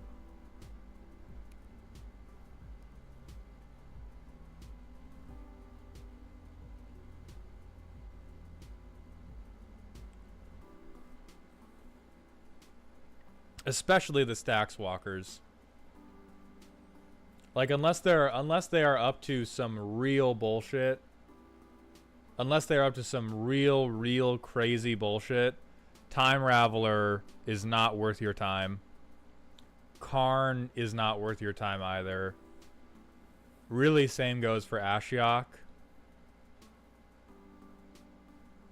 Elspeth Sun's Champion is okay only because you're making chump blockers, but even then it's a lot of mana just to make some chump blockers.